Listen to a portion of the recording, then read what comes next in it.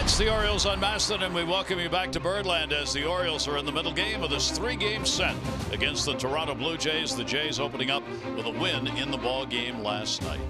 Hi, everybody. I'm Gary Thorne. Ball club's having to deal with all this frigid weather. That's what the Orioles and the Jays had to do last night, but the Jays' bats got hot later in the ball game. Donaldson with a grand slam home run, and that proved to be enough to separate the two clubs for a win for the Jays. For Dylan Bundy, a very tough loss. He had an outstanding start. Not only was the start important for him and the numbers he put up, keeping the Orioles in the game, but as Buck Showalter said after, there was more to it. He was outstanding in a time of need. You know, he knew what was at stake with, we had 5 or 6 guys down the bullpen that weren't going to pitch tonight. Had a 1-up and in only on Darren. That was a push. So, Dylan dialed it up for what we needed. That was, I know that was much appreciated by the bullpen for sure. Why appreciated by the bullpen? Well, because of these numbers. The bullpen already has been overused early on this season. The most innings pitched by the bullpens this year, the Marlins are 1. Then come the Angels, and then the Orioles. They have already worked 50 innings this season. That's a number Buck Showalter does not want to increase unless absolutely necessary, Mike. Boy, you got that right. It seems like every year this is a subject we talk about. Starting pitchers trying to get deeper in the ball game and to avoid that overuse of the Oriole bullpen. Now, Buck is a master, certainly, of handling the bullpen and keeping these pitchers out of harm's way. And we saw in last night's ball game, and Buck had to stay away for some pitchers, and unfortunately, Cortez gave it up. He was the guy that had to bite the bullet. Dylan Bundy starts, even though it seems like they've been wasted, they have been incredible, and they're huge for the whole team, obviously huge for the rotation. But it's more than just the pitching, I think. I mean, this is a collective unit, the team, so there might be some faltering with innings and stuff, but the offense has been scuffling as well. So if the offense picks up, that'll save some of that bullpen innings, and it might avoid some of the extra inning ball games. They've already had 3 this season, so that's going to wear on the bullpen as well. It isn't as much the starters not eating up the innings, although we all want them to pitch complete games, get to the 8th or 9th, but it's more the extra innings eating it up, and you don't like to see it this early in the season. Unfortunately, it's happening right now. And for Dylan Bundy, as you go along here, he's strong enough and wants to go deeper into ball games, and as soon as he's had time to stretch that arm out, I think he will. Oh yeah, I talked with Dylan today, and I said, "When's it gonna be? When's gonna be the day where you tell Buck to just go back to the dugout? I'm gonna finish this one." And he laughed and he says, I tell him every time, "You sure you want to do this?" But you have to be careful with Bundy, obviously. But he is going to be one of those pitchers. That's just his makeup. He wants the ball, and he wants it to be his game. He'll start putting up some complete games soon, I promise you. All right, we'll see what Andrew Kashner can do tonight as he appears here in Game 2, the Orioles and the Jays. Right now, the battle for the Orioles, get to that 500 mark and then move on from there.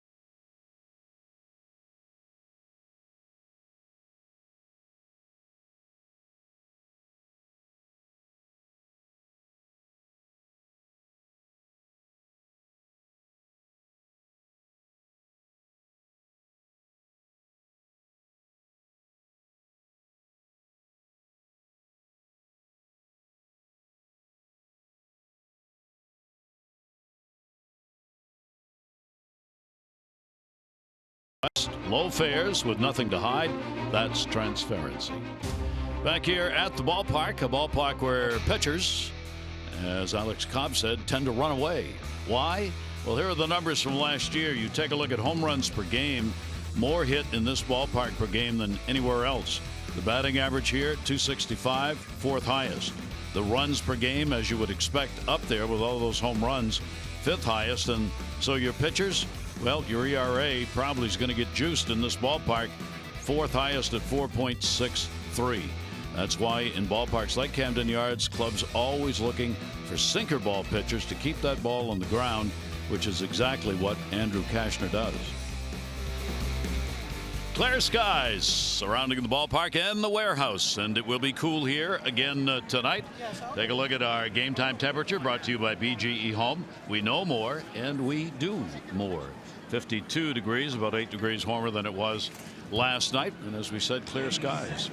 Let's take a look at the lineup for the Toronto Blue Jays. They come in 7-4, 2 behind Boston in the division. Granderson, Donaldson, and Smoke, Solarte, Pierce, and Martin, Pilar, Travis, and Diaz. Last night, Josh Donaldson, fourth career grand slam late in the ballgame. Yeah, let's take a look at Andrew Kashner's opponent batting average against his pitchers this season. The sinker's getting hit pretty hard. I think that due to the first ball game. Cutter's been good, obviously, for Kashner. The curveball right there, 400 batting average. All these numbers that we've seen the first couple weeks, everything elevated right now. Most important thing, Kashner's last start, he was dominant. Very effective 6 innings, limiting the hits from the New York Yankees. He had a breaking ball working. His sinker was down in the zone. Probably the most important thing, and Gary alluded to it, especially here at Camden Yards. You better keep the ball down, have some late movement in the zone, and let this defense do some work for you. Kashner, a veteran pitcher, certainly capable of doing that, and he'd love to have a great start in front of the home crowd. He will carry a mark of 1-0 against the Toronto Blue Jays in his career. Only a couple of starts that he has had against them. So these hitters, for the most part, have not had many at-bats, if any, against Andrew Kashner in their careers. So the Orioles hope he can come away with a win, giving up just the 8 hits and 11 innings worked in the first 2 ball games this year. This Toronto team, they're hitting. There's Dylan Bundy with a great job that he did in the ball game last night, and a very tough loss for as well as he pitched. Yeah, it sure was, man. He was dominant. So much fun to watch pitchers that can command their fastball. Of course, talk about his slider and his other secondary pitches, a great changeup and curveball to go along with it. But he was playing everything off his fastball location, and he has the ability to work both sides of the plate. Bundy's off to a great start to the year, and you know, we've seen this rotation just pick up when and talk about passing the baton. Bundy starts something, next guy do it. Have a good rest of the series. Curtis Granderson will lead it off, and will take the pitch down low for a ball. Granderson is hot. He's got a 5-game hit streak going. You see the big 360 average on the year. He has had at-bats against Kashner and has gone 3 for 11 with a home run off the 31-year-old right-hander. He, more than any other of the Jays in this lineup tonight, has had more at-bats against Kashner. Orioles will play Beckham even with a bag at third. Granderson will watch the pitch away, and the count will go to 3-0 to start the ball game. Kashner walked 5 in the 11 innings worked in the previous 2. He did strike out 10 in those 2 starts. 3-0 count. He's taking all the way in their first strike. Good fastball there. Got to get right back into the count. Get a little movement here. 3-1 hitters count.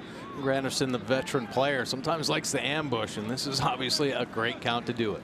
See the shift being put on against him, and the next one is also in there for a strike. So Granderson taking.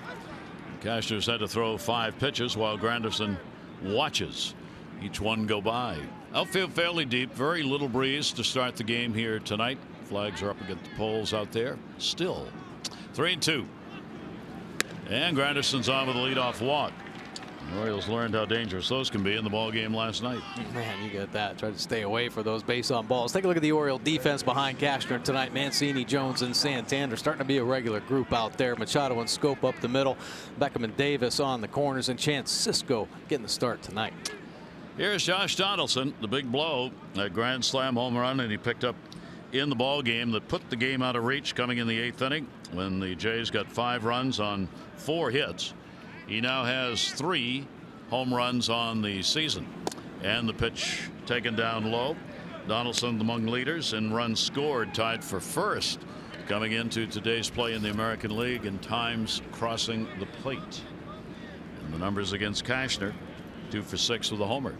1-0 delivery, runner off first. Cashner will miss down low with that. The sinker's a little problem early on, these first 2 hitters. Yeah. Just trying to find it. Absolutely. Just trying to find that command, that release point. You see him blowing on his hands. So obviously a little cool out there again tonight.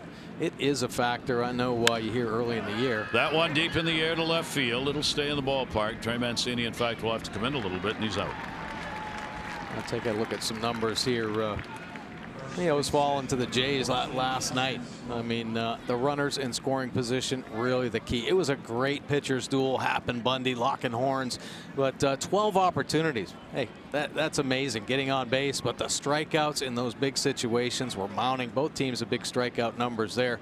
And the Orioles, with runners in scoring position, which seems to be the name of the game right now for this team, just not very successful. And in the losses, they're hitting a little bit lower than they are overall. They're 174 on the year. That's a tough number. They are second lowest average with runners in scoring position in the league. Cleveland Indians, what a disastrous start they are having for a ball club with high expectations. They're at the bottom. Runners in scoring position, they're last in on base percentage, last in slugging, last in runs, last in average. Wow. Who would have thought that from the Indians at any point of the season? A 1-0 count, pitch on the way, and that's going to float outside. Runner on at first base. Justin Smoak with that big bat, switch hitter, and a 2 for 5 in the ball game last night, and a 5th multi-hit game already of the season with the 2 hits that he picked up against the Orioles. Big cut on a nice Taylor. That's where Cashner wants that pitch to go. Yeah, perfect pitch. And even if he squares it up, it's going to be just a hard ground ball. It's nasty. The location perfect, but the late movement, the key there on the Cashner 2-seamer. Beautiful pitch. Smoke with the shift on against him at double play depth. Granderson on at first base, and he wouldn't chase that one. Pitch will be taken outside. So Cashner working behind the hitters early on, and a 3-ball, 1-strike count. You know, you talk about the Cleveland Indians, but there are so many teams around the league, and I'm going to go right back to the weather factor. I mean, it's affecting the pitchers. It's affecting the hitting as well. Is it ever? Foul back and out of play. And this year it's been everywhere. I mean, here's Toronto going down to Texas playing in freezing weather. I mean, it was in the 30s in Texas, in Arlington of all things. Yeah, I was talking to DeMarlo Hale a little bit earlier today, and he said that it was colder in Texas than here in Baltimore. How about that? Yeah. Wow. And of course the games across the Northeast and the Midwest have just been snow, sleet, rain, cold. A 3-ball, 2-strike count. Keep an eye on Granderson. See whether or not he might take off here with Smoke. He does, and that's going to be fouled off. He was looking in. That was just a run and see what Smoke's going to do with it. Try and stay out of the double play. Yeah, they may have not done this a couple years ago, but Smoke getting into his own last year, an incredible offensive season. So John Gibbons saying Smoke's making more contact. Let's put Granderson in motion and put some pressure on this O's defense. Worked him for at least a 7-pitch at bat here with a 3-2 count. Granderson off again. That one is ripped, and that'll be fouled. He got way around on that one and put it in the first row, and a fine catch down the right field line. So Granderson getting his exercise in. There's a happy fan. Brought the glove, got the ball. How about that? Yeah, he's down at the end of that fencing down there. Woohoo! Comes up with a big play. Had a nice catch on it. Now quickly going to the phone to make sure somebody saw it. 3-2 delivery on the way again. Runner goes, and again it will be fouled away. This is one of the reasons Smoke is so tough. He will foul off pitches. Yeah, some nasty changeups right there. That's a plus changeup, fading down and away. He's playing it off his 2-seam fastball, and look where that 8th pitch ends up. I mean, it started on the plate and then dive bombing down and away. But Smoke, that's a solid 2-strike approach right there, just finding a way to keep this AB going. 3-2 delivery again. Got him. Chance for a double play. Throw will skip. They're going to go to third. They got him. Granderson with a base running mistake. That's the pitcher. Cashner coming over to cover because nobody was at third base. Granderson thought the ball was going to go into center field. That is a mistake on Granderson's part, not knowing where the ball was. And here's the play. Wow, a collision with Cashner, who helps him up.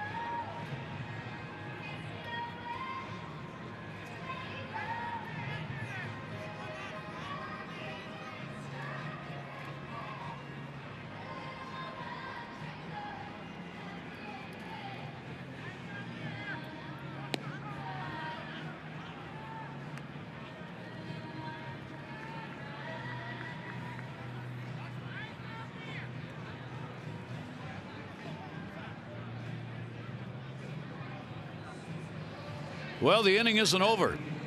Granderson has gone back to first base. Umpires came out, talked with both managers.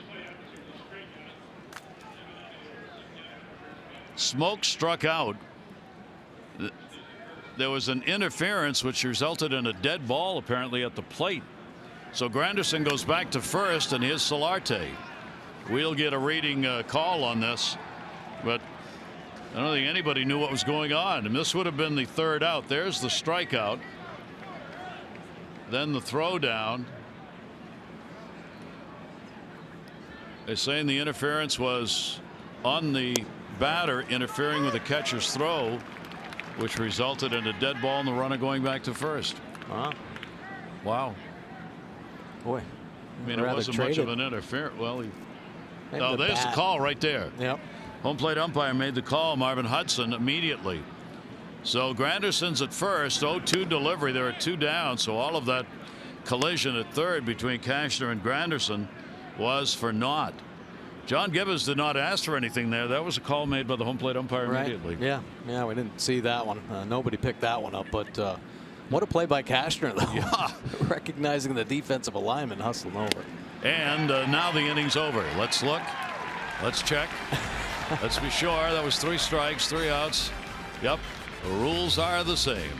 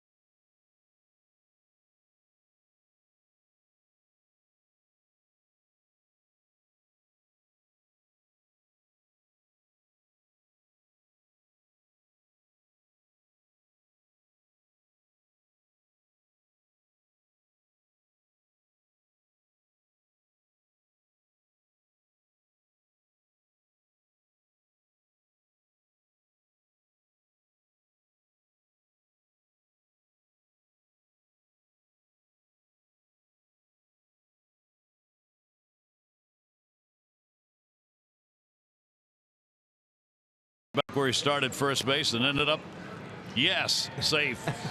Orioles lineup brought to you by Southwest. Low fares with nothing to hide. That's transparency. Mancini, Machado, and Scope. Jones, Alvarez, and Davis. Beckham, Santander, Cisco catching. For Manny this season, 5 extra base hits leading the O's. And let's take a look at Aaron Sanchez. What they're hitting off his pitches this season. The sinker's getting hit pretty hard, over 300. Four-seamer up over 400. A great change-up. Curve's getting whacked a little bit too. And there you go. You know, the early season blues. 5.40 earned run average, but this young man's got a big arm. Trey Mancini leading it off, takes a strike. You see the rest of the numbers here to start the year. Opponents hitting a lofty 318 off Sanchez. Of course, all last year on the DL, it seemed. That one driven to right field, got good wood. It is in the gap, way back, up and caught. Steve Pearce, the former Oriole. He's loving these games against the Orioles.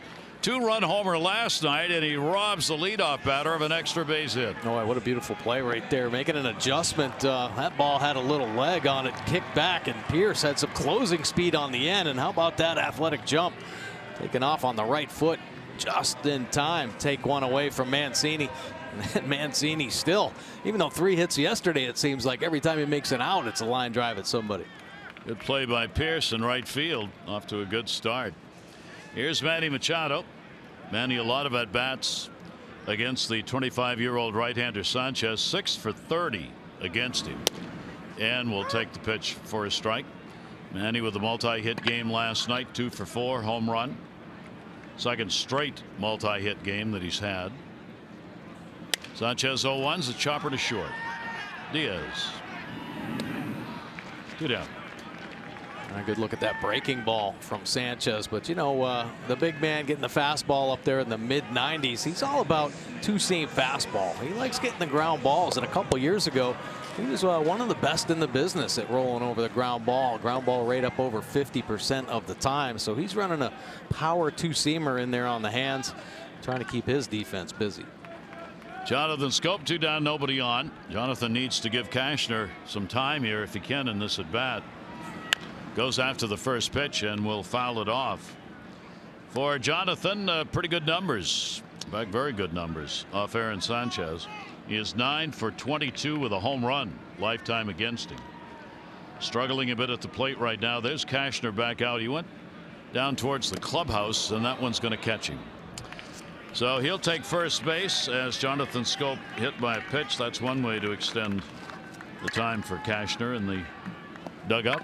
Now take a look. There's that two-seamer we're talking about. Schoop hit in last night's ball game as well by Happ with a fastball running hard in.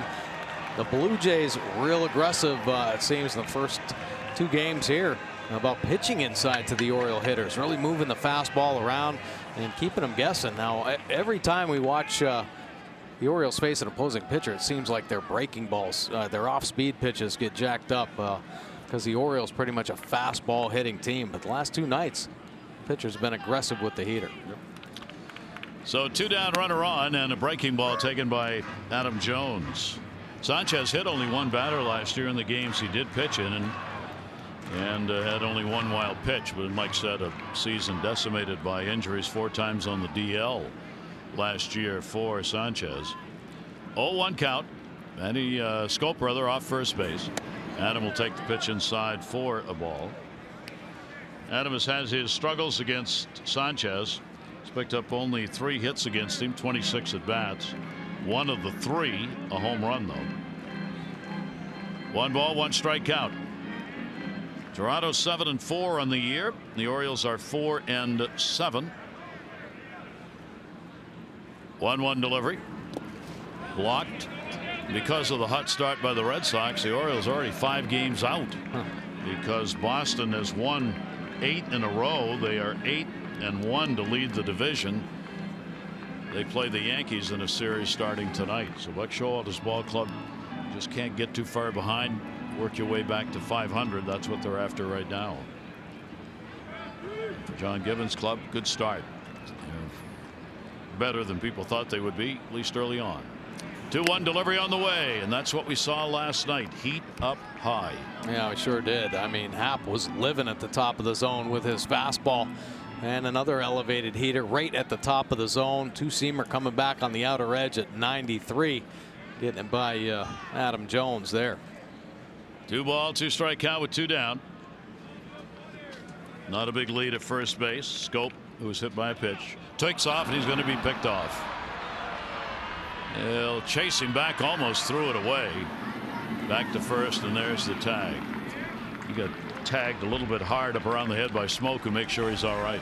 He was going to run on the pitch, but he ran before the pitch. He had no chance. Sanchez had him by 4 or 5 steps in the rundown. Orioles are retired.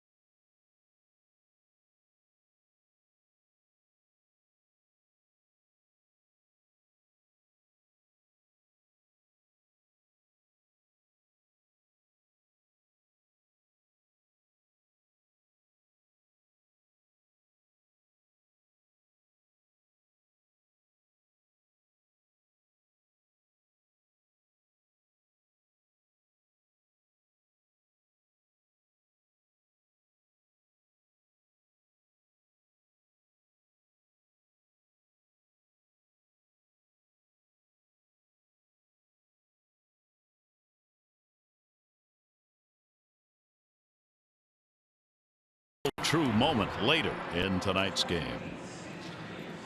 Because Scope was running, it goes as a caught stealing, even though the pitch was never delivered. So Jonathan out of there on the rundown and leaving Adam Jones at the plate. Yeah, you know, we saw the other night a base runner was timing the pitcher. I think Jacobonis was on the hill, and he just took off. And pitchers tend to fall into patterns. Ground ball will go to short. Manny Machado with a shift on. Steve Pearce is retired. 1 pitch, 1 out. A nice routine ground ball right there. You like to see that first pitch. And of course, Cashner's pitch count getting up there a little bit in the first inning with all the events that happen. Talking about Jonathan, Mike said, is that the first stolen base attempt he's ever had? He only had 1 last year.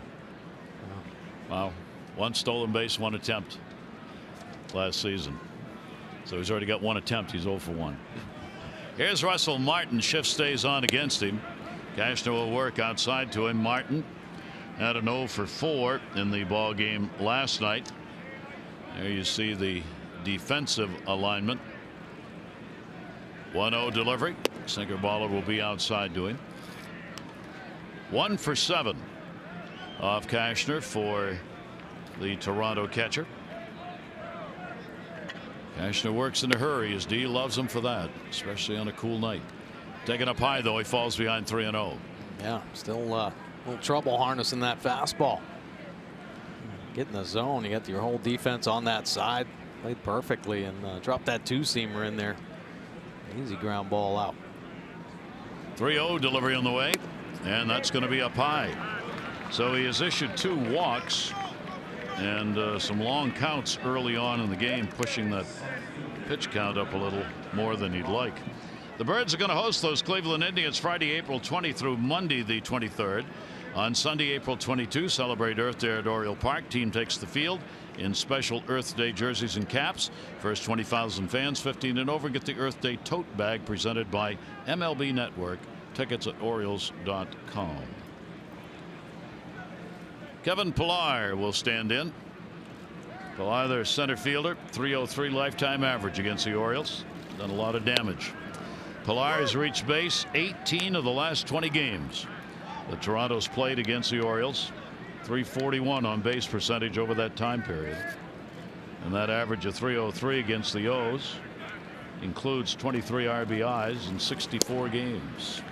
Strike taken. Cashner got that one where he wanted it, 0-2. Yeah, he's a dangerous player, especially against the Orioles. And you're talking about his batting average. There you see his career. I mean, impressive numbers there. But even defensively, I mean, it just seems like he makes great plays every night against the Orioles. 0-2 delivery. That's going to be a base hit into left field.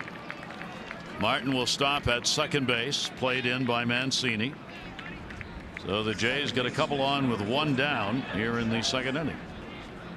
And Pillar sticking with what he does against the O's, gets one up in the zone and just spanks that through the 5-6 hole. 102 miles an hour off the bat.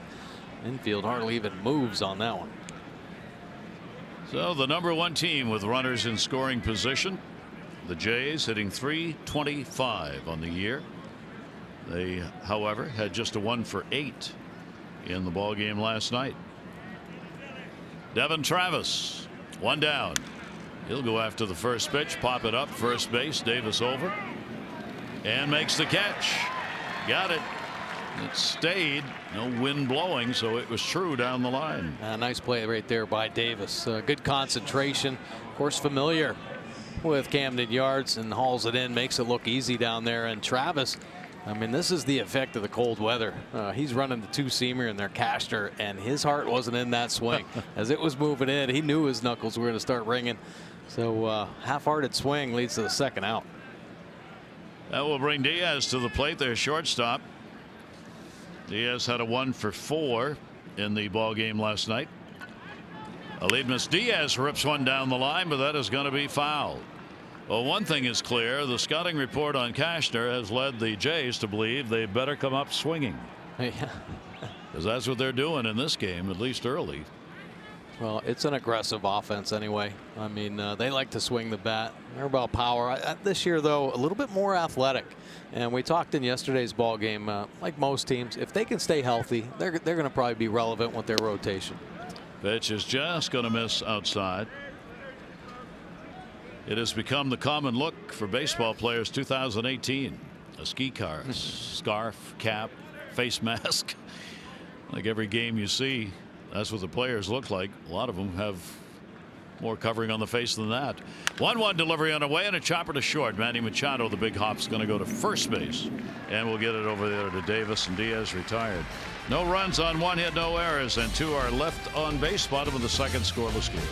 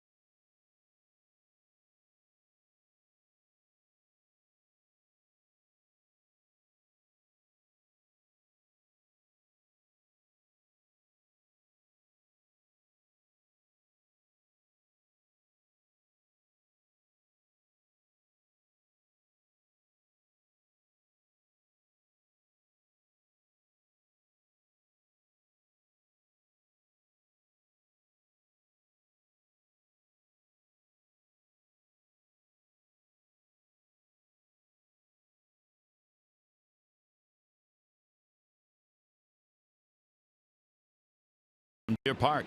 500 for being selected. You'll win 500 more for every Orioles home run hit tonight. Play Home Run Rich's scratch offs, win up to 50,000 or enter non-winning tickets for a chance to be the contestant of the game. Visit mdlottery.com/home run. Should mention beautiful sunset. Gorgeous night. Kendrys Morales is on the DL. Had a hamstring strain that took him out of the game last night, so they put him on the DL today, the 10-day DL. And Tim Meza has been brought up, a left-handed pitcher, and he is here. So John Gibbons got a little more help in the bullpen for the ball game tonight, but they lose that big bat in the lineup. First ball hitting, Adam Jones. Silo shot, third base, and handled as Donaldson got underneath that one. Now the Orioles also made a change today. Jeffrey Ramirez, right-handed pitcher, came up from Norfolk. See, he has worked 4 innings so far this year.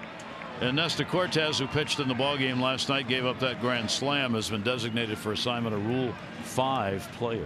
Yeah, so Nestor Cortez has got to go through the waiver wire. Every team has an opportunity to pick him up, and they'd be in the same potential boat the Orioles were in, as far as if you take him, he's got to be in the big leagues the rest of the year. And so if no team takes him, then he can go right back into his former team. Yep. So we wish him well, and who knows, maybe with the Orioles. There's no claim. 1-0 delivery on the way. That'll go to first base. Alvarez, the DH. That'll be handled by Smoke, and there are quickly 2 outs here in the second inning. Well, Sanchez keeping the ball down, get some easy ground ball work there for his infield. And it seems like if you can be aggressive in the zone with some movement, hitters are going to start swinging, especially in this cold weather. I mean, the longer you're staying in that box, it seems the colder you're going to get. A lot of hitters don't like to hang out in there too long. He has pitched 15 games against the Orioles. Started 1 last year. Gave up in 6 innings, 3 runs, 6 hits. 3.92 ERA over the last 7 starts for Sanchez. And here is Chris Davis. Chris, good numbers off Sanchez. 8 hits, 4 of them home runs in 21 at-bats. Sanchez will give up the homer. A lot of these ground ball pitchers, if they have days. Ooh, home plate umpire Marvin Hudson took that one. I say if they have days where they don't get the sink and the pitch is up, that's when they'll give up long balls. Right. Take a look here. Davis just hitting the top of it, and oh, yow, that's not good.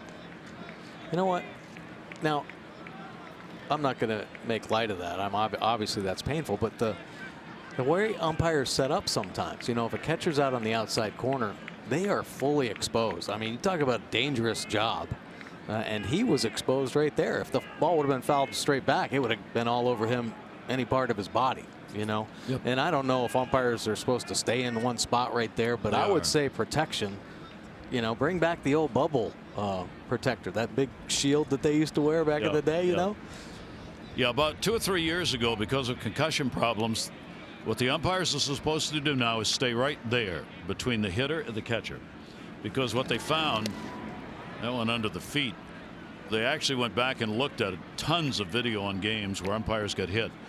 The best spot, the least likely spot to get hit as an umpire, is between the catcher and the hitter. So that's what they do. They've been told to do that in order to avoid concussion problems. Well, but as the saying goes, nothing's perfect, and that's foul back upstairs. Yeah, and Marvin Hudson, he'll have a different idea when he puts it in the suggestion box. You know, though, as is true with players, the ball will find you. There is no safe place. Absolutely. It just isn't. You umpired from center field, you get hit with a line drive. 2-2 delivery on the way in the off-speed breaking ball. Chris Davis is retired on the strikeout, the first for Sanchez. 2 complete.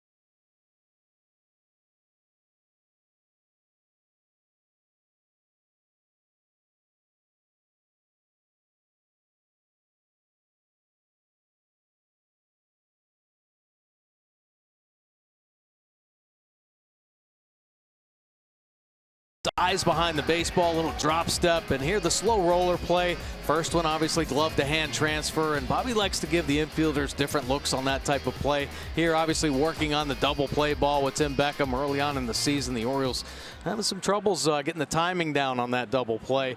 And Bobby Dickerson, he is a worker, man. He loves to get his infielders out there, keep them fresh, keep them on top of their ball game. All he wants to do is make them better. And he's got some great drills, and he was happy to get back home, start doing some quality work with these guys. Cashner with a shift on, back out on the mound. Granderson back at the plate and taken for a strike, 1-1. Granderson drew a walk his first time up and had some fun on the base pass, but ended up at first base stranded after he was out at third in a collision with Cashner. Pitch will be taken up high. Clearly some problems with control tonight for Cashner, and he's backed off the mound a few times here, just trying to regroup. Yeah, it just seems the release point right now kind of inconsistent, obviously, for Cashner. Now listen, he does a lot of self-talk, so he's reminding himself of his fundamentals, his mechanics. Got that one in on the fist. No man's land, and it'll fall in for a base hit, a Bermuda Triangle single. Mancini had the best chance coming in from left field, but not good enough, and Granderson is on again. Man, that one just kind of nestling in there. Nice breaking ball from Kastner, dropping it in there, and probably threw that just to try to get that extension on his fastball. Feel it out in front, so he throws a nice curveball. It just flared out there to left field. You see it dropping in between Machado and Mancini. So Granderson now 8 hits in his last 16 at bats. That's going to be a 6-game hit streak extended to 6 with that base hit. Here is Donaldson, leadoff man on 2 out of 3 against Kastner. Donaldson flying out his first time up, and he will take the pitch away for a ball. For Josh Donaldson, tied for 4th now with RBIs at 9. I mean, he had 5 going into last night's game and quickly added 4 on that grand slam home run. 1-0 delivery, and that is there at the knees for a strike. Ooh, that's a beauty right there. I mean, that ball starts over in the left-hander's batter's box and works back over that outer third. Cisco calling for the ball out there. Look at that movement. Here's the 2-seam grip and finishing out in front. That's what he's after every time. He'll take that pitch down low. Kastner, as we said, throwing a lot of pitches here. See the 41 count so far. Not the ratio he'd like to have. Hunter Harvey's still here. Long relief work. That's why they brought him up. Available again tonight. And a 2-ball, 2-strike count. He buried that one in. Donaldson trying to drive it hard. Couldn't get it. Now the ability there's a look at Hunter Harvey out there talking with Mike Wright Jr. 2-2 delivery on the way. Runner stays up the middle off the mound. Scope. Nice flip. 360. And it gets away at first base. Will come off the facade. Backed up by Chance Cisco. The runner did not turn. They'll tag him anyway to make sure. And he's safe. He didn't move to second. Well, getting the ground ball you want right back through the box. And Jonathan Scope showing a nice range and touch. What a play by Scope up the middle. Getting to the backhand. And how about this? That is a tough feed. You got to have some finesse there. Great accuracy. And Manny Machado, a little pirouette out there to avoid the slide by Granderson. And this kind of throws the ball a little bit low. That looked like a ball Davis could have had. Kind of sailed up the line a little bit. So a runner on at first. 1 away. That's Donaldson now in the fielder's choice. Smoke goes after it, drives it to center field. Adam Jones going back, warning track wall, and he's got it 2 or 3 steps shy of that 410 mark in deep center field, and Smoke is out number 2. Well, Smoke, he smoked that one. Take a look here. Adam Jones playing over on the other side of the field.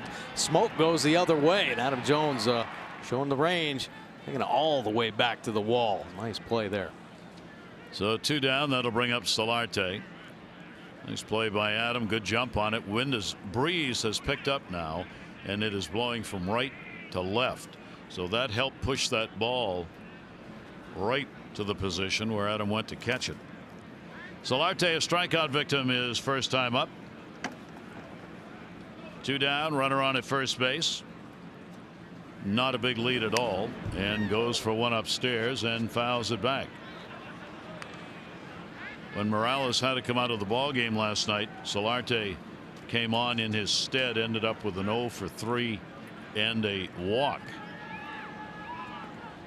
John Gibbons losing a big power bat. We'll have to move some more people around in the DH and infield roles. 0-1 delivery bounces. Runner started, stopped. Nice play there by Cisco, bouncing on that one. Donaldson read it a little late. He was thinking about hustling down in the second base. If Cisco hadn't have bounced out of there, he would have been standing in scoring position. Nice play there by the young catcher. Solarte is tied for the league lead in walks coming into this ball game, and over his career he's not somebody who has picked up a lot of walks.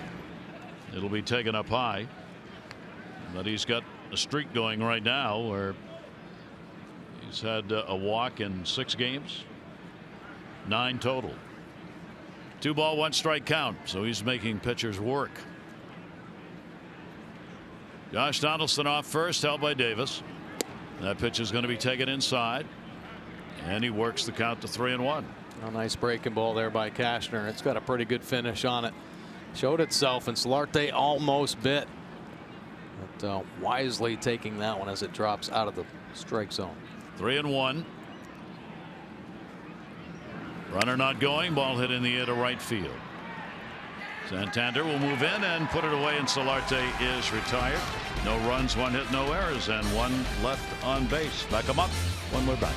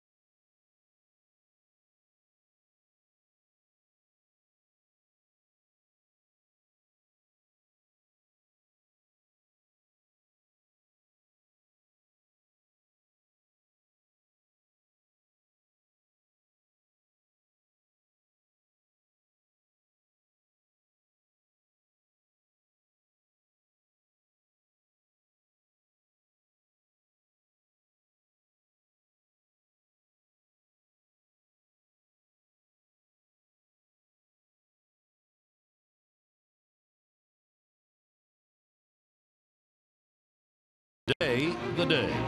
And by the hotels at BWI.com. Minutes from BWI Marshall, Amtrak, and Interstate 95. Discover the convenience of the hotels at BWI.com. Well, we said Hunter Harvey is here, called up to the big leagues yesterday. And if Hunter's here, so is his dad, the former major leaguer. Brian Harvey, 9 years in the majors. California Angels and the Florida Marlins. And there he is. He was with his son when he got the call to come to the majors. Hunter said his dad had the biggest smile on his face he'd ever seen. I bet. Yeah, Brian Harvey was nasty. That ball on a one-hopper, Beckham, and he's retired. Hunter Harvey's pretty darn nasty as well, but there's a look at Brian Harvey. Now listen, he is at the back end, man. This guy could close out some games and had one of the nastiest split fingers, and fortunately I didn't get a chance to hit off him because I was always getting pinch hit for him. So I didn't have to face that splitty. But he was a good one in his day. He drove up from North Carolina to Bowie because that's where Hunter was going to pitch. Then he was going to start, and then he got called up before he ever got on the mound. Yeah. So he just kept right on coming. And here he is, hoping to see him get in a game. Here's Anthony Santander. Both pitchers really rolling along here. They're working quickly, getting contact and getting outs. Santander will foul that one back. He had an 0 for 4 in the ball game last night. Sanchez, 25 years old, coming in with 25 wins and 14 losses. His major league record. 1-1 delivery off the end of the bat. For his career, now these are career numbers. Left-handers have hit .238 against him, and right-handers have hit just .215. He's only given up 32 career home runs. Well, that sinker. 1 ball, 2 strike delivery. Santander goes down swinging. Oh, that's a changeup right there. Playing it off the 2-seam fastball. We talk about the power sinker, throwing it up there 94, 95. How about that movement there? 88-mile-an-hour changeup. That ball moved about 1.5 feet. Started on the plate and then just disappeared on Santander. Pretty nasty pitch. That'll bring Cisco to the plate. Chance getting his first game against the Toronto Blue Jays. He will take the pitch on the inside corner for a strike. 4 hits, 18 at bats, 1 RBI, extra base hit, a double for Chance Cisco. Ground ball towards second base. Travis makes the play, and another quick inning. So the Orioles have only sent 9 to the plate, the minimum number through the first 3 scoreless games.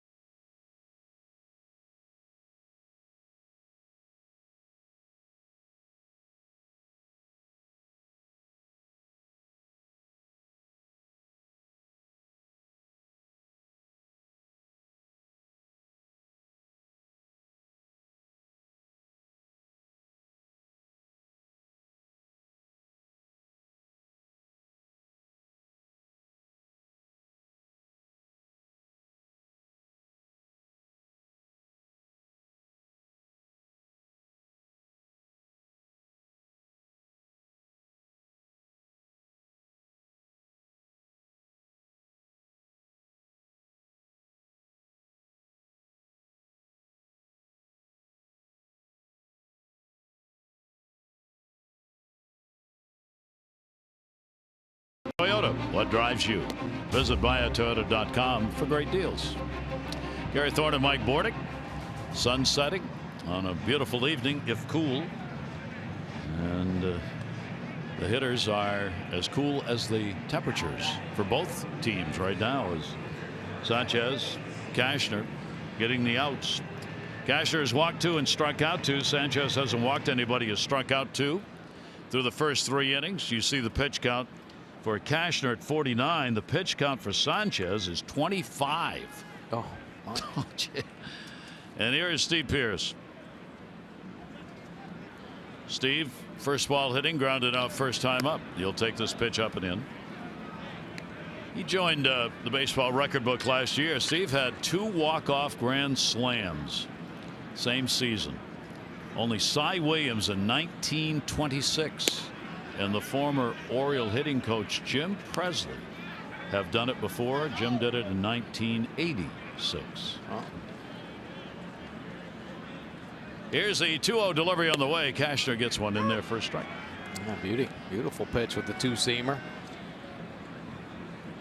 A little surprised he's not throwing that pitch more often. I mean, you like the fact he's mixing it up, try to keep these hitters off balance, but that's a lot of movement on that pitch.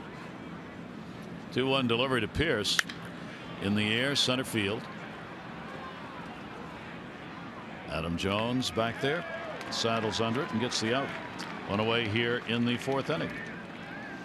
Well, this season, kids cheer free at Oriole Park. Every adult who purchases a regularly priced individual game ticket in the upper deck is invited to bring up to 2 children ages 9 and under to the ballpark. Compliments of the Orioles.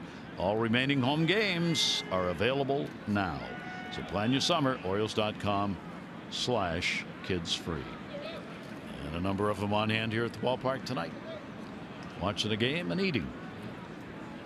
Shift is on, and the pitch will be taken for a strike. Martin drew a walk, one of 2 surrendered by Cashner so far in the ball game. Oh, nice cutter there on the outside corner. He can work his 2-seamer, kind of crisscross out there if he wants. He had him frozen up on that one. Martin stepped away and the ball came back in and caught a lot of the plate. And that one to the middle. Kick save and a beauty. Can he get it over there though? And got him.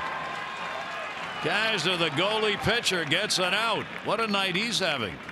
He's at a collision with Granderson now. He's walking as though that may have hurt. Yeah, and hit the right spot in there. I mean, a lot of small bones in your feet. Take a look at Cashner, just sticking the foot out. You don't want that one to get out into the outfield. Didn't look like it was bothering him on the way to the baseball, but then after that adrenaline wears off, you go back and say, that doesn't feel too good. But a beautiful play there, kind of kicks away with the spin, finally gets the grip and throws a strike to Davis. Boom. He got him by a step. Now, more importantly, is he all right? Yeah, on that push off foot as well. We're going to have to put a lot of pressure on there.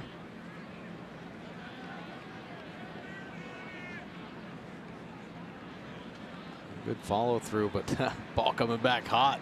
All he could do was react to it.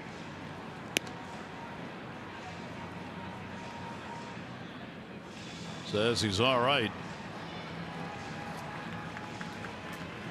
I bet the Orioles will keep an eye on this, make sure that it doesn't affect his delivery. I mean, sometimes human nature, it hurts, so you kind of favor it a little bit. And if you're a pitcher trying to do that, you end up not in your normal delivery.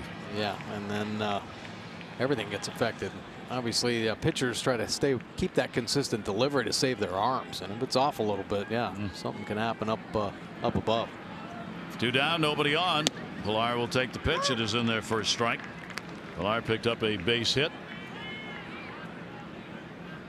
2 outs on 7 pitches to start this inning.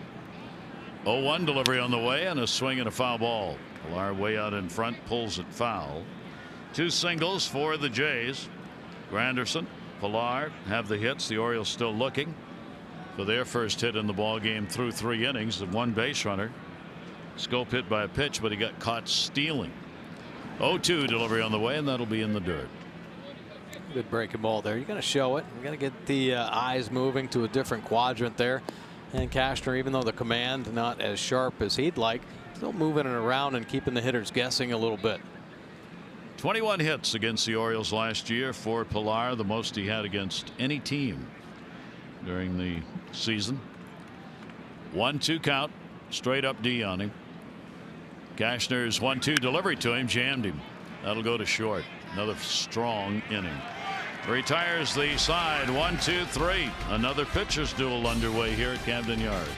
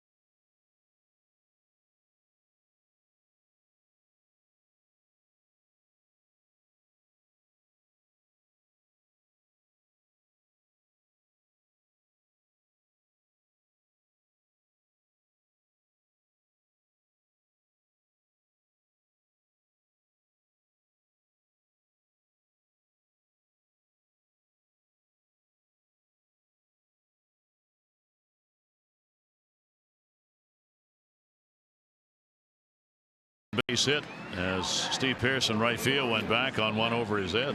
Well, Trey Mancini's been raking here recently. Just slid into the leadoff spot. How about 3 multi-hit games in his last 5 games? He's using the whole field and hitting some nasty pitches. And we've seen, I'm going to say 5 right now, just offhand. Balls taken away. He had a home run robbed. He hit a bullet first inning that Steve Pearce made a great play on. So he's hitting the tough luck, but still finding a way to get his knocks. And the delivery to him by Sanchez is in there for a strike. Cashner smiling after he got over to the dugout after using the foot to block that ball, so appears to be okay. 0-1 count. Breaking ball away. So Trey Mancini in the leadoff spot for the Orioles continues to do well. He's got a 3-game hit streak coming in. He's had 9 hits in his last 24 at bats, up around the 390 mark in the 5 games he's hit leadoff. Sanchez moves the pitch in on him, and the count will go to 1-2. There's that changeup, man. Incredible movement on that pitch. And if Mancini hadn't hit that, it might have hit his back leg. Sanchez just 25 years old, hoping to be healthy for a year. 1-2 delivery, one outside. He will miss with that. Yeah, last year was bizarre. I mean, he was pitching here in April last season, and he leaves the game. He's got a blister on his finger. Next thing you know, 3 DL stints on the season. He pitched a handful of games. That one, another one to right center field. That one going back at the warning track wall. Up, and another great catch made. And there's Pilar doing it again. Just what we talked about earlier.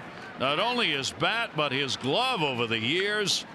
He has been a demon against the Orioles. Mancini squaring this one up. 103 miles an hour off the bat. Right center field power alley. And here's the Magic Man. Kevin Pilar, he is just all over the place. And how about that? Squares it up on the back, taking the wind right out of him. And Mancini robbed again. Trey's got to be wondering, what is it? Should have had 2 extra base hits tonight. Great defensive plays. So 1 down, and that will bring up Manny Machado. He grounded out to short his first time up. Looking for his 3rd straight multi-hit game if he could find a couple of hits here in this one. 1 ball, 1 strike, 1 down. No score. Orioles still looking for their first hit. Sanchez, the 1-1 delivery on the way, and that will be inside. 2 ball, 1 strike count. Manny, of all the Oriole hitters so far, more willing to take pitches, stay off some of those close ones.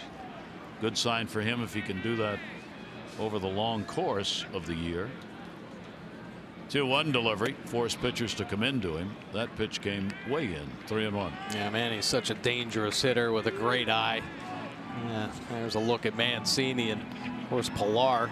Mancini'd like to run out there and punch him in the neck right now, I think. I mean, the frustration obviously starting to mount, but this kid, Trey Mancini, he's a different breed, you know. He loves to bring the lunchbox to work, and he's all about the grind one way or another.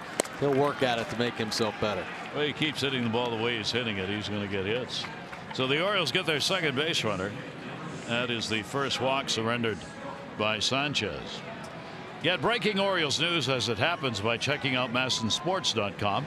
Visit our site for the latest headlines from Rock Cabaco and Steve Molesky. And don't miss out on the O's stories they have right now on MASNsports.com. Jonathan Scope, the only other base runner the Orioles have had hit by a pitch. And a swing and a miss. Through the first 3 innings, Sanchez faced the minimum 9 because even though Scope got on, he took off too soon, and Sanchez threw over and ended up getting him on a caught stealing. And he pretty good lead over there at first base. Scope will take the pitch, and it'll be down low for a ball.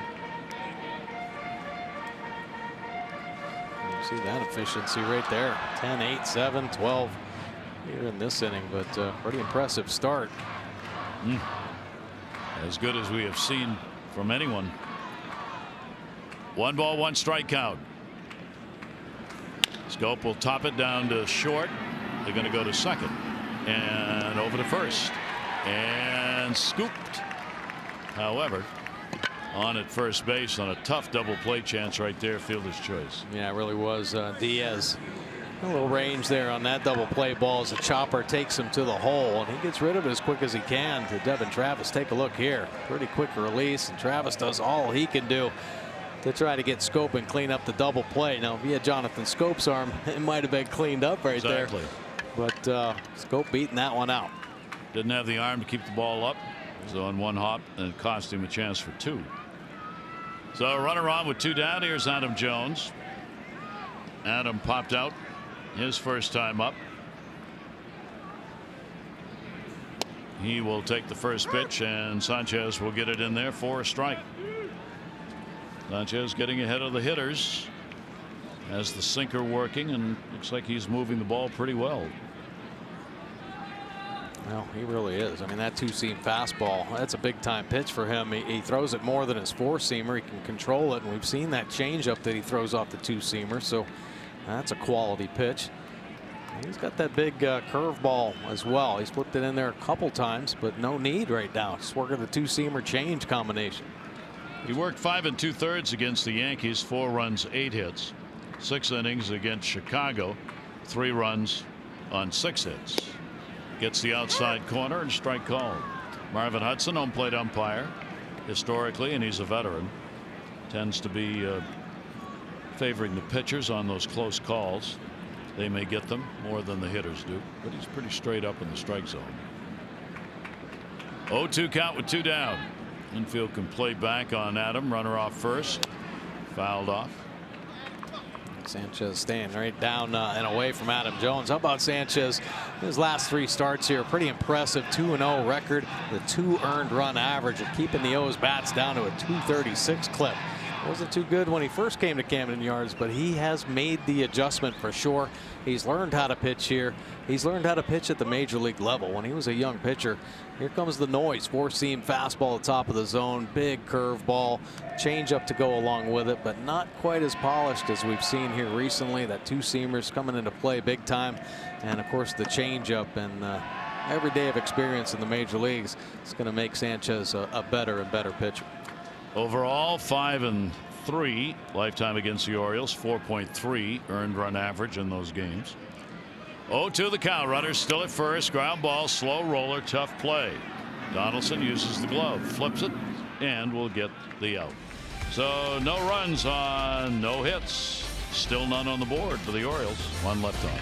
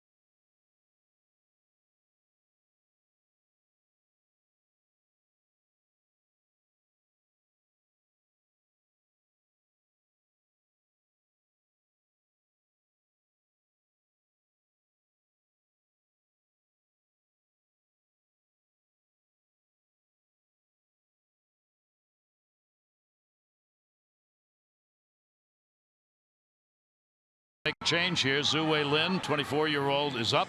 Bogarts is out on the DL. You see the 360 average. First 10 last year for Lin, ended up 268, 25. Played 3 infield positions. So Lin will be in New York tonight. Xander Bogaerts with the ankle injury, going into the dugout trying to make a play. Well, a little pressure there on the young shortstop, but you know, the Red Sox playing some great defense this year. I don't think they've made an error. A nice play by Bogaerts, actually saving the ball from going in the dugout, but blew out the ankle, right? Yep. Had a fracture. It's not going to require surgery, but a bone chip. Man. So he's on the 10-day DL for Xander Bogaerts. Travis popped out his first time up. Diaz, and then the top of the order, Granderson due up.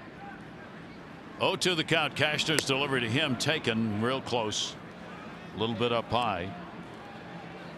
2 walks, 2 strikeouts for the Oriole 31-year-old right-hander. Looking to win his first game here in Baltimore. Has pitched very little here. Has an 0-2 record in this ballpark. That's on the outside corner, and that is strikeout number 3. That's a nice pitch there. 2-seamer coming back over, catching that outside corner. That's a money pitch. Just missing with the slider. The pitch before kind of hangs at the top of the zone, a borderline pitch. But this one coming back, and Cisco locking it up on the edge. So the leadoff man retired. Cashner. Diaz, the shortstop, grounded out his first time up, and he hit him. Cashner hit 9 batters last year, so he'll come inside. And this one will come with 1 away.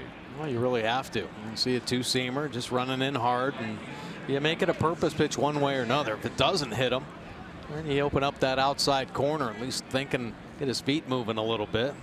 You hit him. Everybody in the dugout saying, "Oh, he's coming in hard right now." So plant a seed a little bit. I don't think Cashner was going in there to hit him at all, just trying to move his feet, but you know, make it work for you. First batter he's hit this year, and here's Curtis Granderson. Granderson has been on twice with a base hit and a walk. Toronto, the only 2 hits in the ball game. Granderson will take the pitch. It'll be inside for a ball. He has been coming to the plate to work Cashner's previous 2 at bats, standing in there, working 3-2 counts. Orioles shift, double play depth. 1-0 delivery, rip foul. When Walcott, first base umpire, doing the 360 on that one.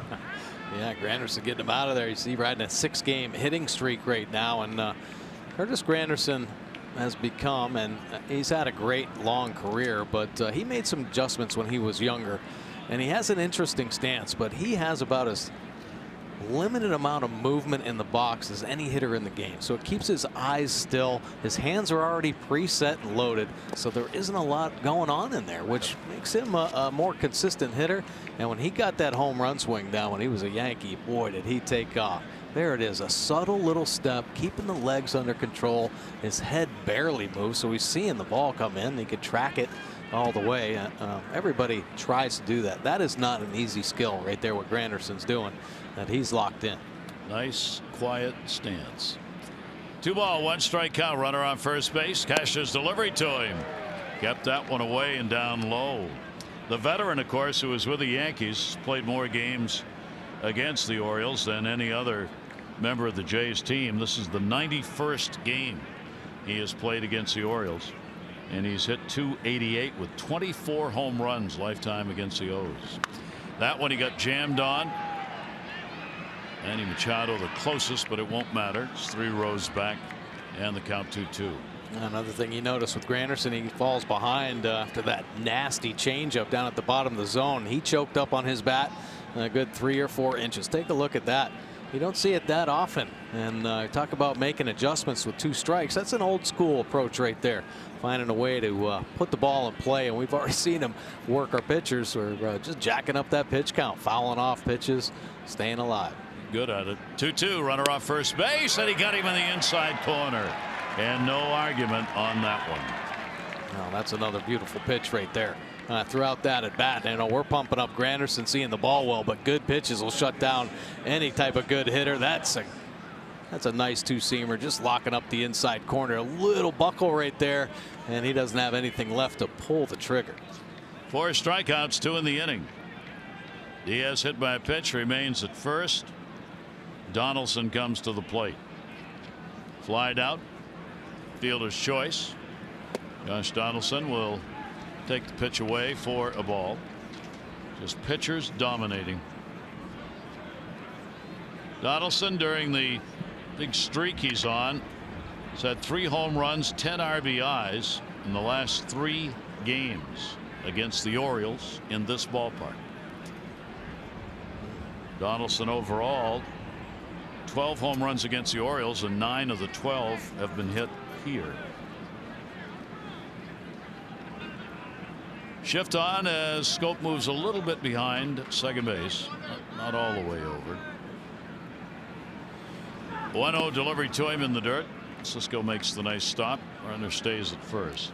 Good block right there by Cisco. He and Caleb Joseph made some impressive plays back there behind the plate.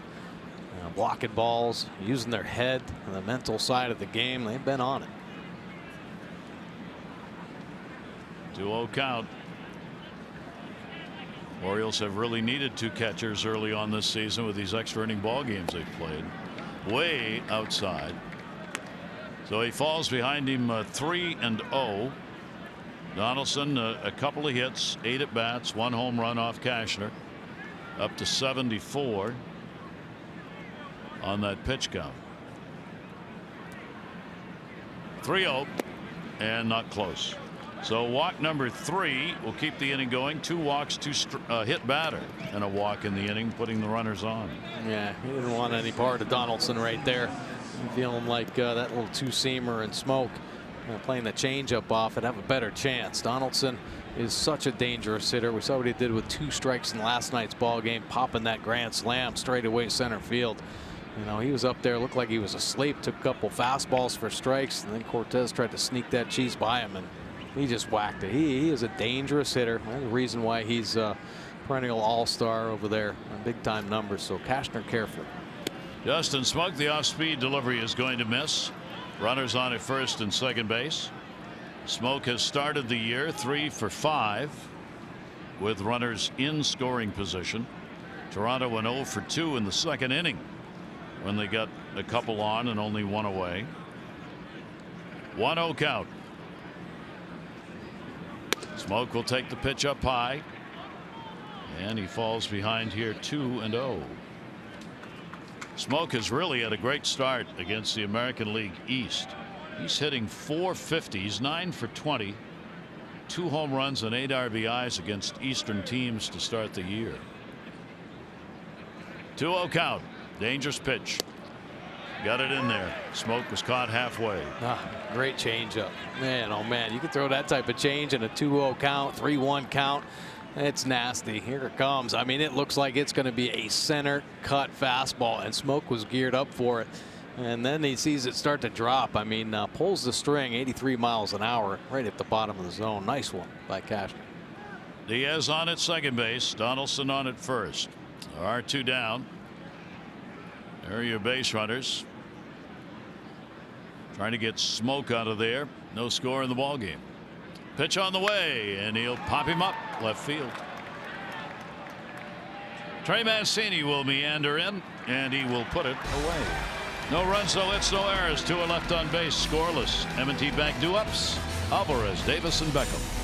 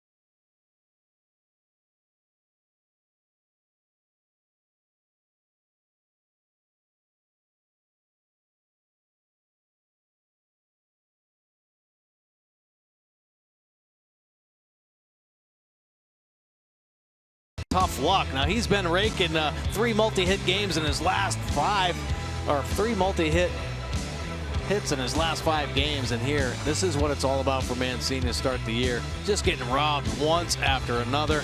Pilar out center field, up against the wall to take one away. Geico, 15 minutes could save you 15% or more on car insurance. Visit geico.com to see how much you could save. So another pitcher's duel here at Camden Yards. Orioles trying to find some way to get to Aaron Sanchez.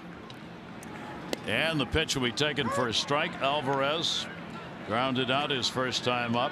Davis. And Tim Beckham will be due up. Facing only 1 over the minimum number. Sanchez through the first 4 innings. Alvarez started. Holds up on it though.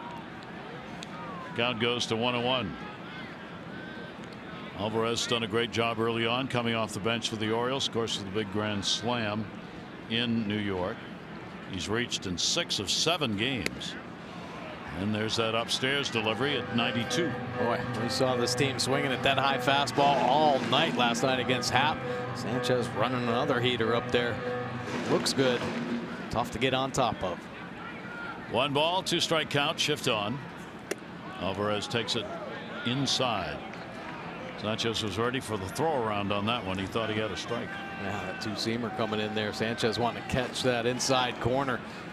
Great movement and borderline call.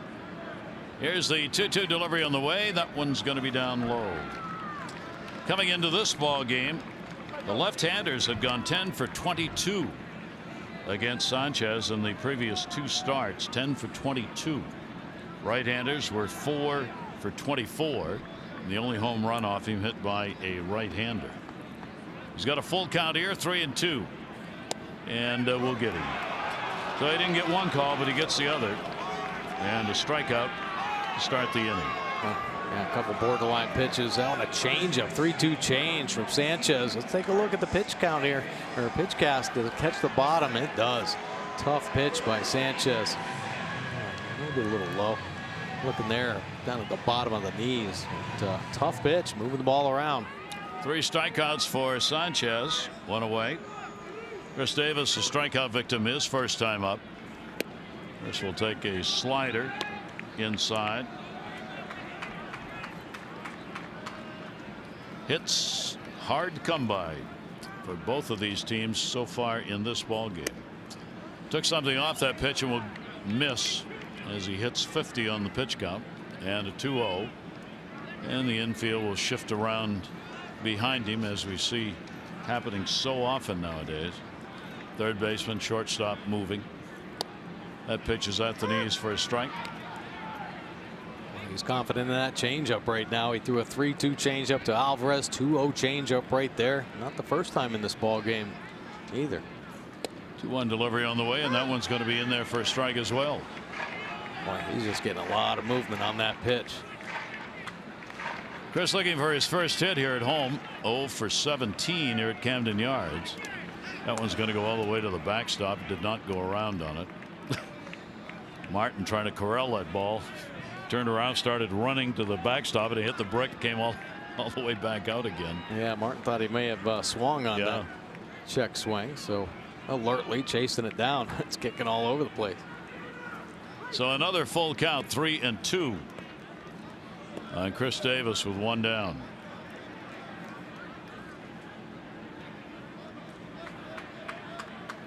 Strike 2 delivery on the way, and he draws the walk. So a couple surrendered by Sanchez. May the force be with you when the Orioles host Star Wars Night, Oriole Park. It'll be on Friday, May 11. Rays will be in town. You can reserve your ticket on Oday-Wan Kenobi bobblehead night. Plus, after the game, enjoy the season's first post-game fireworks featuring Star Wars themed music. Tickets at Orioles.com/Star Wars. That's for May 11th. Runner on at first base and 1 down. Pitch taken, had no intention of swinging there, and Beckham will take it up high for a ball. It'd be nice to see Beckham get into one. I mean, that month of August he had here at Camden Yards last season was something for the history books. Trying to get his bat going a little bit, ignite this Oriole offense. 1-0 delivery on the way to him. Beckham on a check swing. It's a strike. Beckham has reached base 7 straight games. He's had hits in 6 of those 7. And the Orioles need one right now. It would be their first if they can get it. Davis held by Smoke.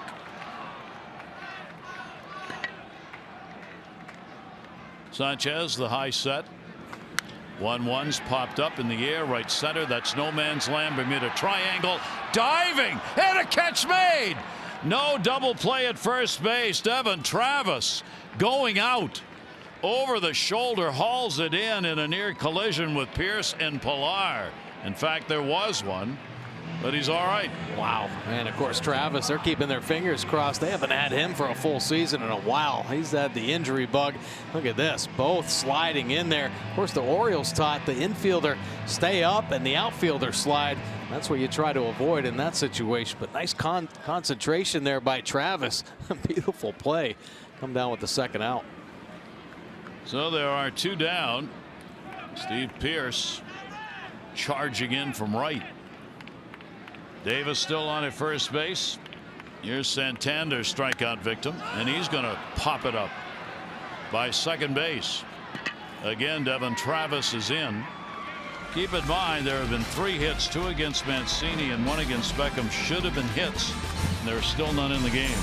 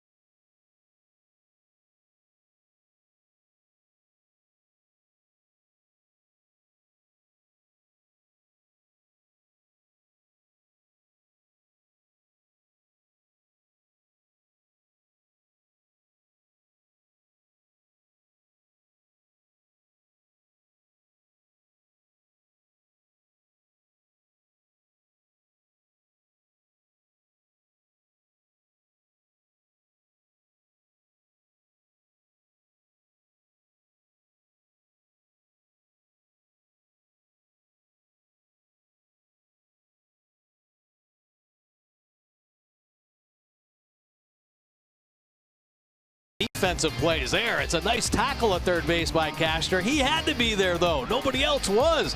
Picking up Cisco, I think, on the back end. Here, a little kick save, and did he come down with it? Oh, yeah, he finished off the play. Nice defensive work by Cashner. Little sinker coming back. He limped around a little bit, but he stayed in the game, and he's throwing a gem right now, holding the Blue Jays down to 2 hits. And the pitch taken for a ball as we go to the 6th inning. Solarte has struck out and flied out. 1-0 delivery. The hits, that's in there for a strike. The only hits, Pilar single, 2nd inning. Granderson picked up a base hit in the 3rd. There have been 3 walks. Those are the base runners, the only ones. Swung on a miss. And a 1-2 count. That one up high and then dropping off. Yeah, nice breaking ball. Yeah, I've been impressed with Cashner's breaking ball. It's got a nice finish on it. Throws the knuckle curve, and we were playing with Mike Mussina. He used to throw that knuckle curve and get some extra rotation. Good finishing bite. 1-2 delivery on the way will be inside. So, as was true for Dylan Bundy last night, even more so for Cashner, working without any run support so far in the ball game. The Orioles not even a hit. 2-2 delivery on the way, and that one will be down low. He walked the leadoff batter in the 1st inning. That was Granderson, but no damage done. Leadoff single, Granderson in the 3rd inning. No damage done. Has a 3-2 count here.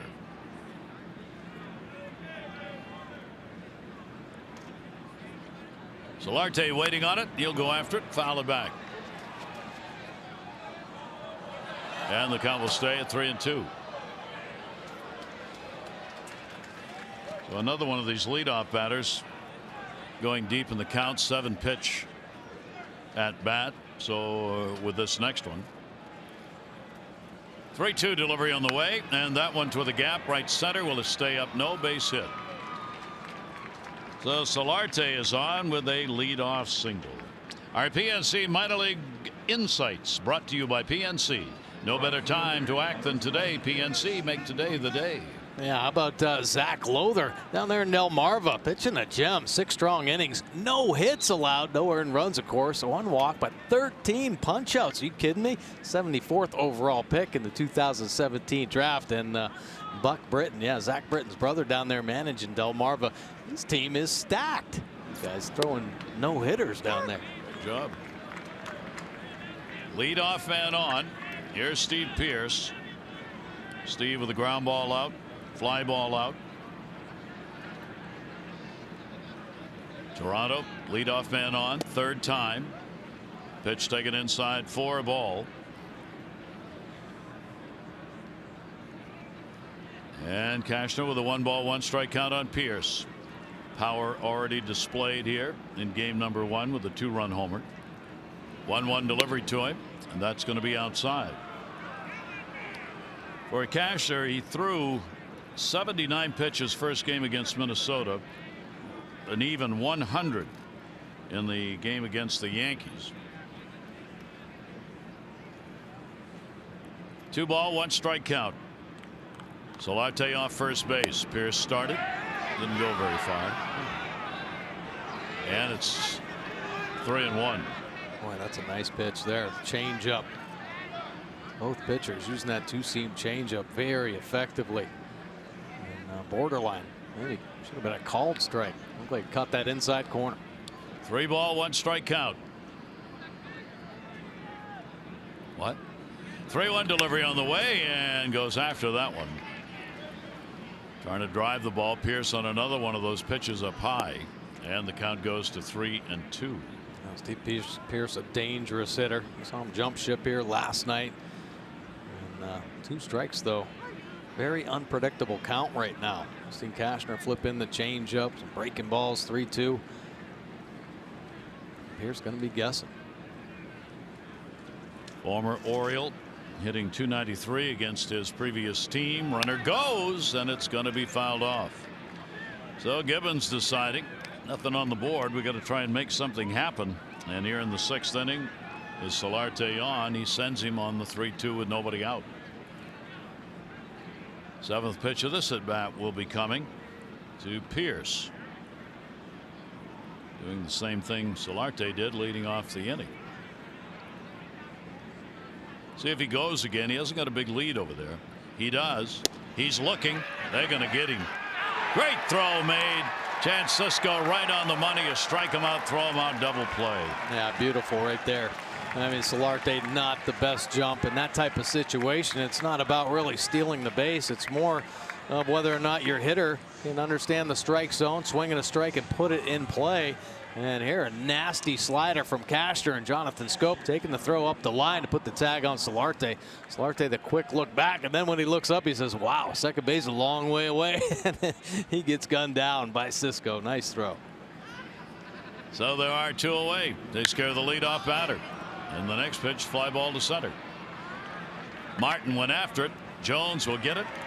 And despite a leadoff single, a quick inning for Andrew Cashner. We remain 0-0 here at Camden Yards.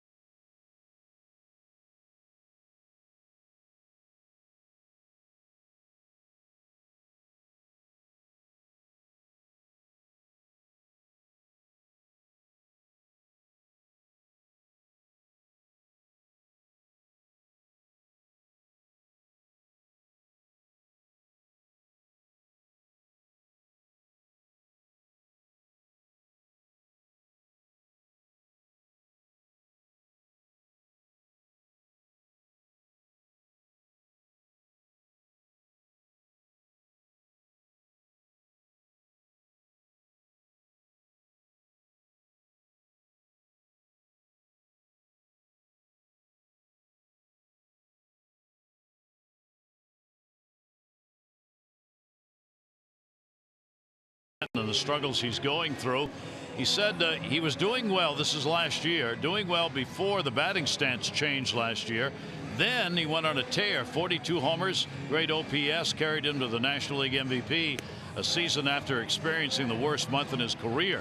So now, with this his first road series to Fenway as a Yankee, we'll see what modifications he might begin to make.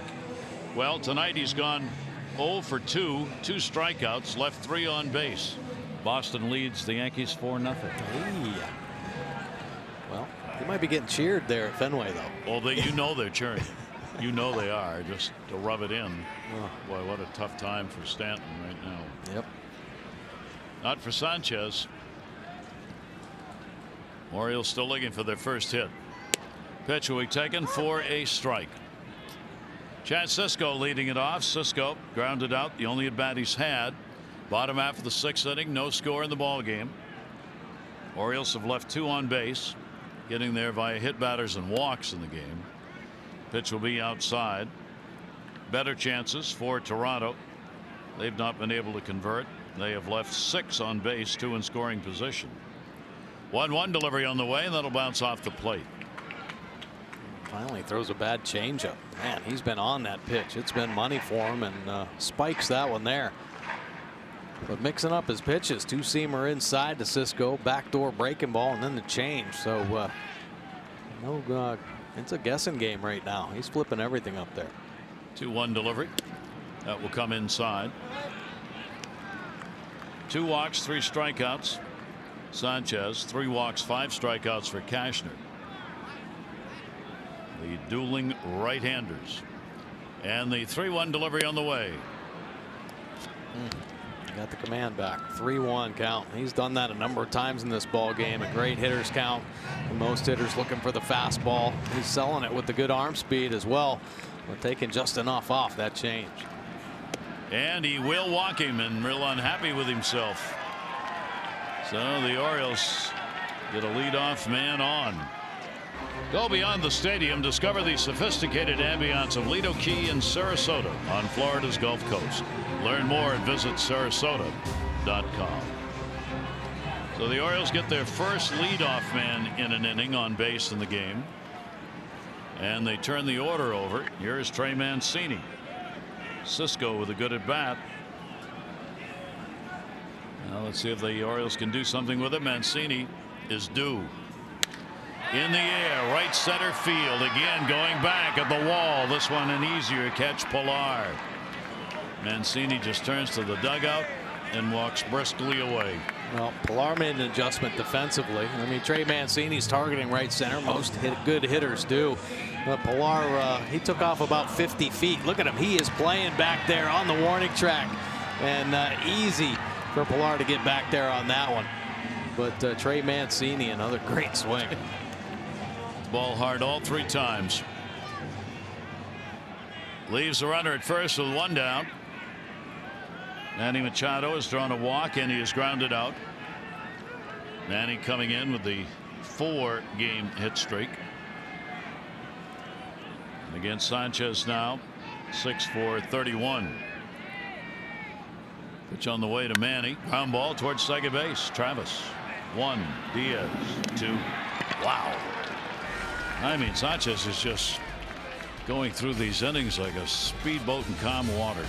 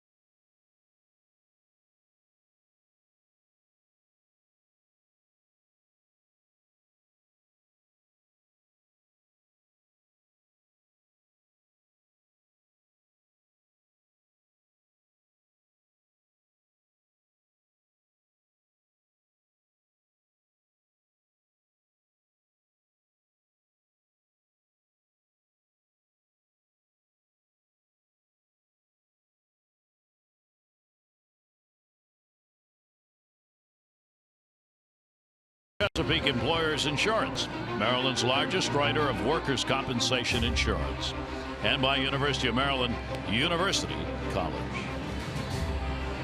Here at Camden Yards tonight, 2 pitchers going at it. Fans dancing a little bit, get the blood flowing. Great outfit. Oh yeah. Like to see the kids at the ballpark. Isn't it a school night though? Did that ever stop you? That's what I thought. Yeah. We go to the 7th inning. Hit hard, base hit into left field. Pitch that got up, and who else? Kevin Pilar. So Pilar delivers a single. He's 2 for 3 in the ball game. Leadoff man on here in the 7th inning. First warm-up action for either team. Miguel Castro. Castro, one-time Blue Jay, and a couple years ago, you know, Osuna were out there battling for the closer spot. Both probably about 20 years old, 21 years old. And they ended up moving Castro down to the Rockies, and of course Osuna's still the closer for the Blue Jays. Throw over to get him back.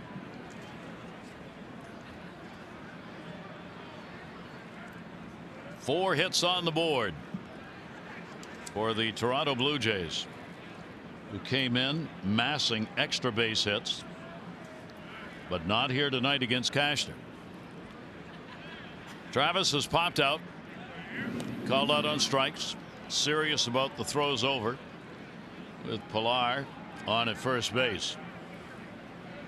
Pilar trying to draw the attention, get himself a decent lead. We've seen John Gibbons willing to run, take chances already in this ball game, trying to find a run.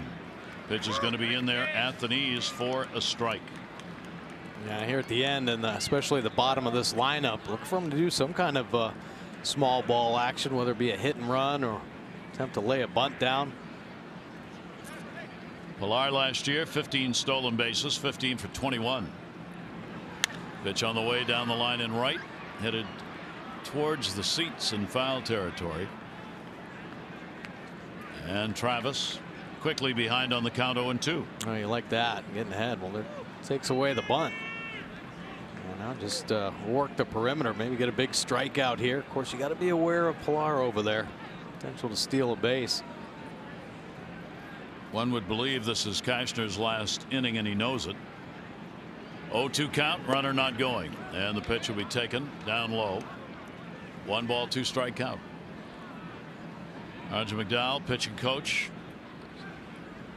Buck Showalter says repeatedly, game after game early on, we are not going to put any arms in jeopardy.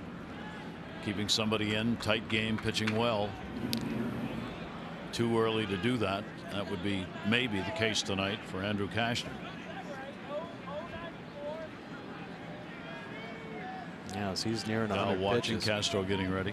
I don't know that last year he didn't throw over 100 pitches too many times.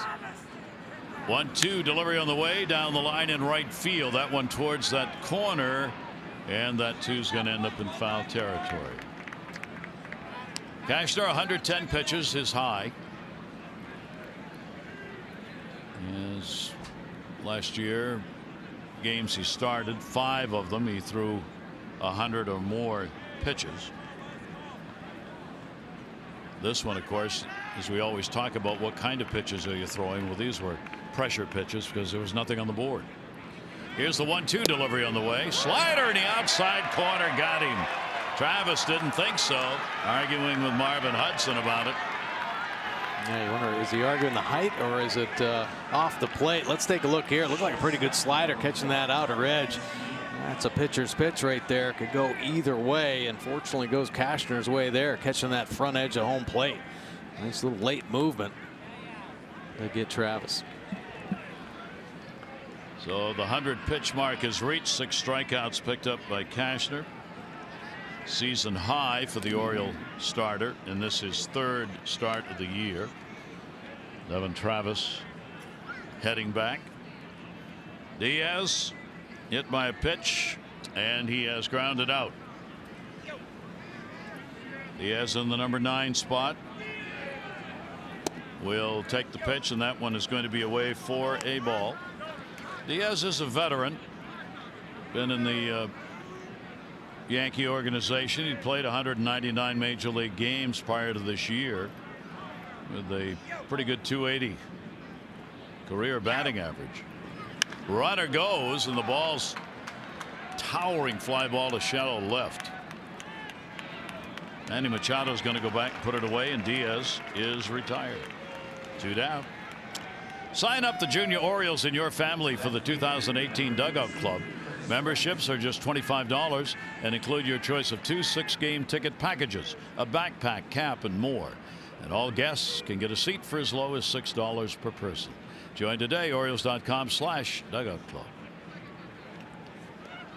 Some Dugout Club members perhaps right there. Yeah.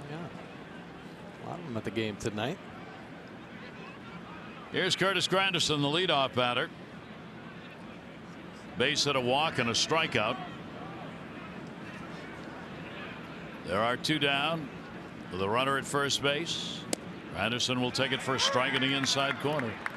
These 2 have been strike throwing machines, Sanchez and Cashner, in this ball game.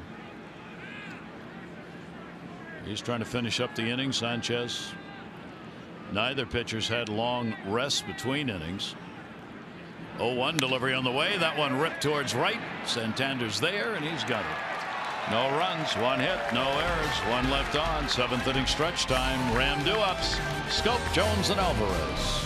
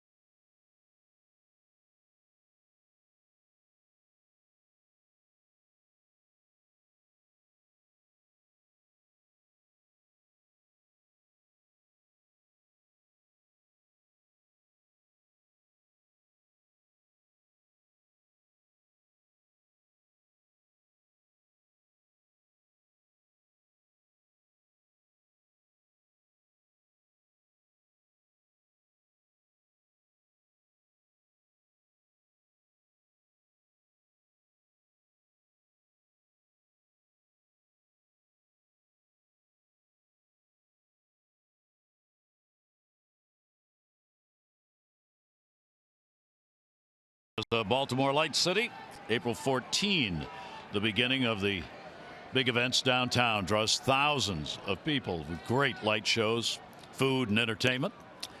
That's starting April 14 here in the city.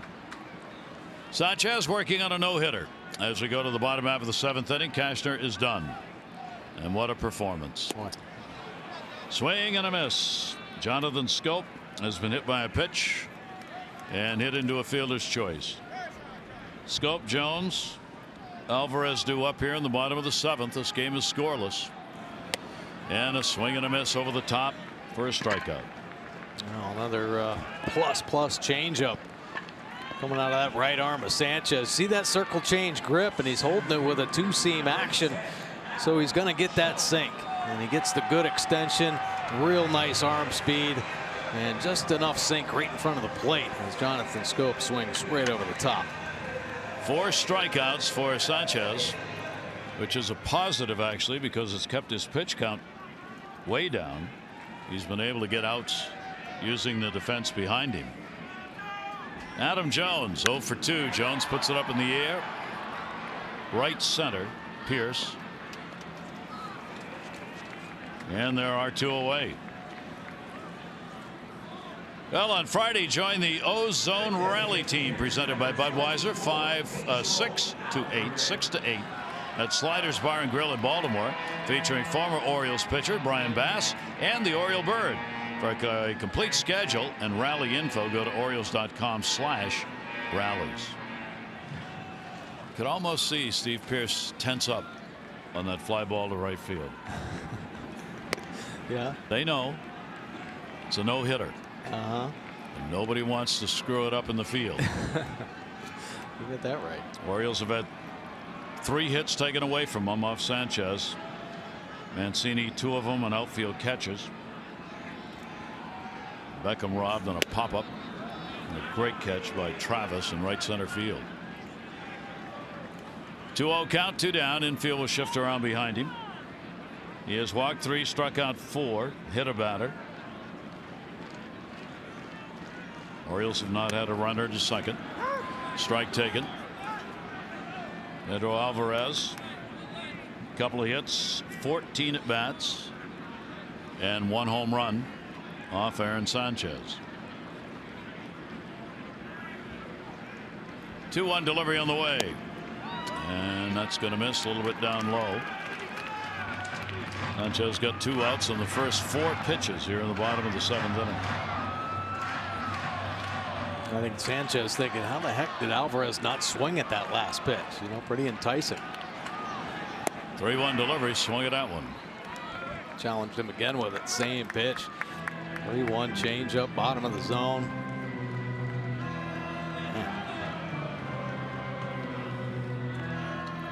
3-2, 2 down. Outfield swung around towards left. Full count delivery on the way. And walked it. So with 2 down, the Orioles pick up their 4th walk of the ball game, much to the dismay of Sanchez. This copyrighted telecast presented by authority of the Orioles may not be reproduced or retransmitted in any form, and the accounts and descriptions of this game may not be disseminated without the express written consent of the Orioles. Woohoo! Coordinating outfits. Chris Davis. Strikeout and a walk.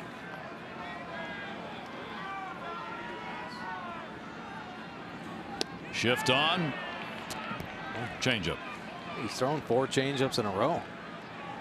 And that's his go-to pitch right now. Once he felt he had the feel for it, he's not letting up.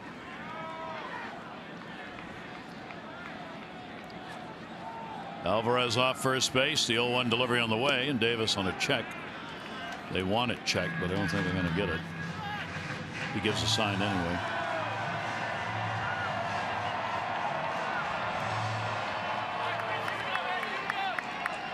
So Chris stands in. It's a scoreless ball game, and we are in the bottom of the 7th inning. 1-1 delivery on the way, and Davis will take it inside.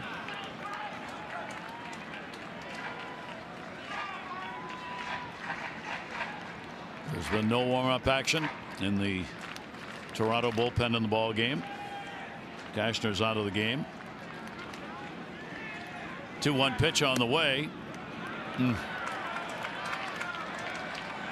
Sanchez, I think, a little frustrated on a couple of calls in this inning that he thought he had the corner on and didn't get it. 3-1. Yeah, he's working the perimeter of the plate right now. Certainly trying to be careful and hoping that the aggressive Oriole hitters will start swinging at some of those. That one down to first, foul. Again, off-speed pitch. Alvarez will come back to first.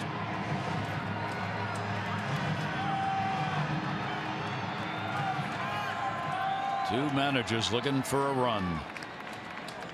Orioles looking for a hit. Outfield very deep. Not wanting any doubles in the gap if they can prevent it. They back up behind the runner, who will go. Alvarez off. 3-2 in the air. Not deep. Pilar's got a long way to come, and he'll get there and put it away. No runs, no hits, no errors, one left. Sanchez throwing a no-hitter through 7.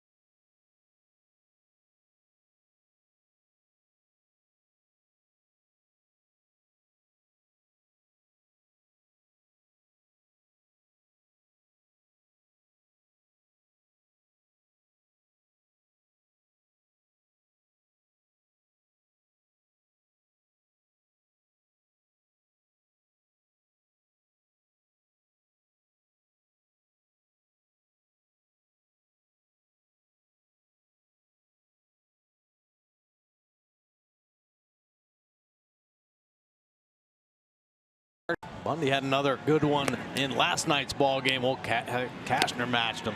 Nasty all night long, mixing up all of his pitches. High fastball, two-seam fastball. He had a nice little cutter there to get Steve Pearce. It will help with the catch and throw out. And of course, Travis getting run up on the nasty little cutter. What a line shutting down this Blue Jays offense. 7 strong innings, only 4 hits given up by Kastner tonight. 6 punch outs. Another fine starting performance, and Kastner going to give way to the bullpen. And take a look at Miguel Castro's numbers on the year. 5 games. Got rocked a little bit early with a 4.32 earned run average, but coming out of the pen, man, his arm is playing up. Fastball up around 97, 98 miles an hour. He's a slinger. Blue Jays know that. They're not going to be too comfortable in there. Scoreless ball game going to the 8th inning. Middle of the order. Donaldson leads it off. He'll take the slider strike in the outside corner. Castro's done a great job of long relief early on. 3 of the 5 times out, he's had 2 or more innings of work. 0-1 delivery to Donaldson. Very little innings against Tampa Bay, against Toronto. He's only worked 4 innings in 2 games lifetime against them. So these hitters, for the most part, have not seen him before. 1-1 delivery on the way, and Donaldson will foul it back. 98, cutting it loose with that two-seam movement. Good location. And Donaldson a little tardy on that fastball. 1 ball, 2 strike count. A walk, a fielder's choice, a fly ball out. Check swing, he went. Home plate umpire Marvin Hudson will make the call on him, and he's gone. And that's recognizing that Donaldson probably gearing up for 98, and a beautiful slider, well located.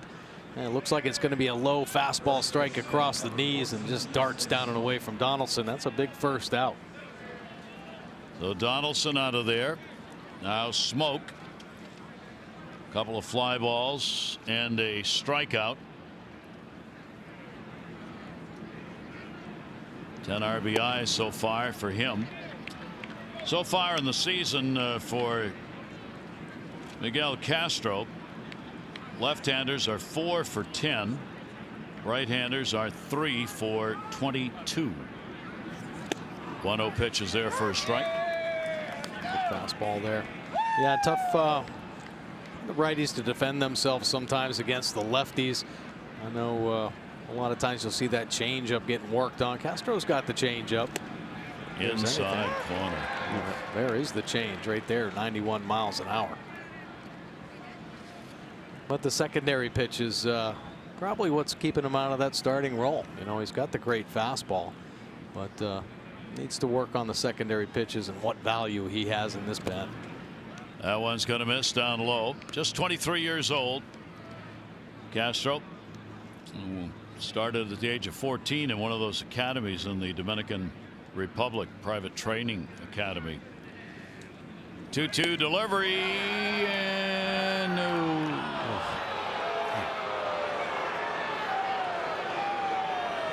What a great fastball. Take a look, Cisco having a little talk back there. Might have caught a piece of the bat. Maybe a little foul ball action. Boy, Smoke's way out there. Holy cow. Holds the bat over the plate. A 3-ball, 2-strike count. 3-2, 1 down, nobody on. Smoke wanting to reset. Solarte waiting on deck. And the full count pitch, and he's on with a walk. 1 on, 1 down, 8th inning. Watch every out-of-market regular season game live at home, in the office, or on the go with MLB.tv.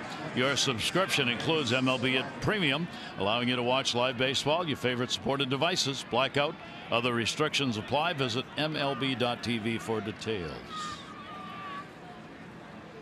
Castro surrenders the walk. Solarte a base hit. 1 for 3. It's going to go to the backstop. So down to second base in the scoreless game goes Smoke on a wild pitch. He just yanks this fastball. It goes right across the top of the shoes there, Solarte. And unfortunately doesn't kick back off the brick. Hits a soft spot on the sign. Well, Cisco's got to chase it back. 2 wild pitches last year in 66 innings.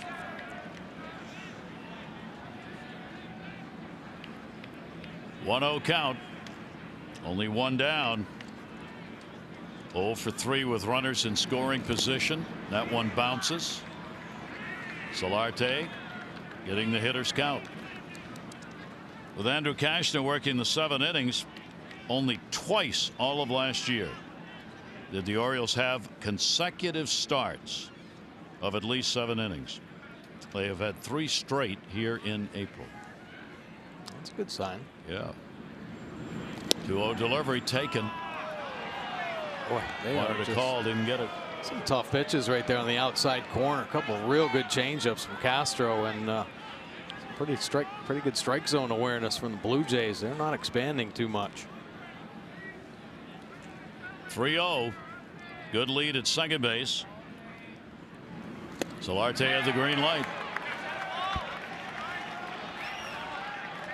Well, good thing he made a quality pitch there. I mean, that is a painted fastball on the outside corner. That's on the plate. Boy, that might get whacked. Solarte now 3-ball 1-strike count. Good lead. Smoke. That ball's going to go into right field. It's going to be a base hit. A little late start. Smoke. He will stop. Throw comes all the way through and bounces away. Oh no! It went into the dugout and a run will score. He had completely stopped at third base. Santander overthrew everybody cutoff wise, and then it took a bad hop on Chance Cisco. Wow. Well, good piece of hitting by Solarte. You see Smoke looking back there, making sure that ball's not caught on the line. Then over the head of Chris Davis, and Cisco can't contain it. Kicks away. Here's a good look. Davis up and over the head. Cisco trying to get out there and glove it, and unfortunately kicks off the shin guard and into the dugout. Man. Smooth base hit. I think Santander just over aggressive. There have been a couple balls Santander's let go of this year. A couple errors on Santander throwing in from right field. That is an error on Santander, allowing the run to score. Roger McDowell went out to talk to Castro. John Gibbons is out to talk to the home plate umpire, Marvin Hudson.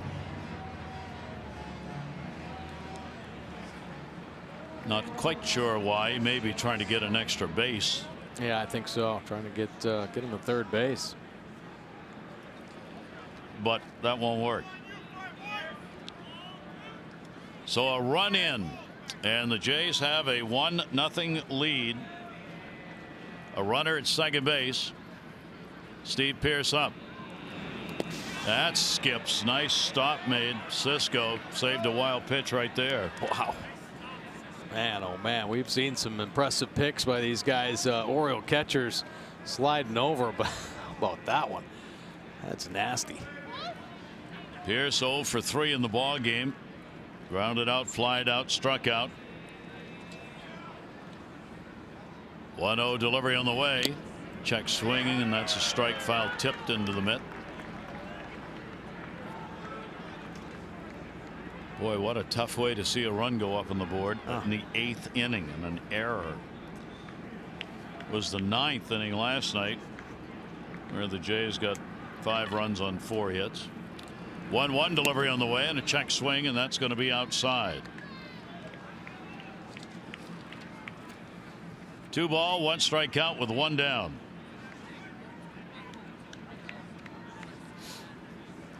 Inning started with a walk.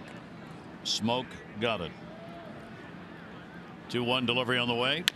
Ground ball. Runner will stay. Beckham bobbles. No play. Davis makes sure it doesn't go wild. Yep. Man. Runner stays at second base. Now Beckham, of course, working on that play this afternoon. We were showing that work with Bobby Dickerson, and here the chopper, pretty good read, coming in to get the short hop, but unfortunately he lets it get a little too deep. You see it down there underneath his body instead of out in front. Use the legs, get those eyes behind it like they were working on earlier. Saw Beckham making those plays, but a little tardy getting that glove out in front on that one. So an error on Beckham. The Orioles have committed 2 errors here in the inning. Richards come on to pinch run for Pierce. Put a little more speed. First and second, 1 down. And that pitch will be a strike in the outside corner. Martin, a walk, a ground ball out, and he has flied out as the Jays try and put up more than 1 on the board here in the 8th inning, while the Orioles will be looking for the ground ball and a double play if they can get it here to get out of the inning. Randall Grichuk now on at first base, and the pitch outside for a ball. Wow, O's not helping themselves here. Yeah, pretty sound defensively to start this season. Talked about inability to turn some double plays early on, but that hasn't come into play yet. No. We haven't seen the ball getting kicked around too much, but a couple tough, costly errors here in this inning. 1 ball, 1 strike count, 1 run in. Castro, the 1-1 delivery on the way, punched in the air, second base. Jonathan Scope goes back. Martin is retired. 2 down here in the 8th.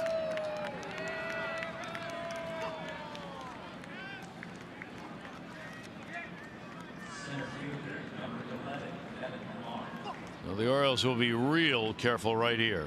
Pilar's picked up 2 hits, 2 for 3. He has popped out. Great power. Big numbers against the Orioles. Runners first and second. The advantage, of course, they take off on contact here. And the pitch is strike on the inside corner. The changeup first pitch from Castro, and another hitter turning around. Not too happy with the strikes being called tonight.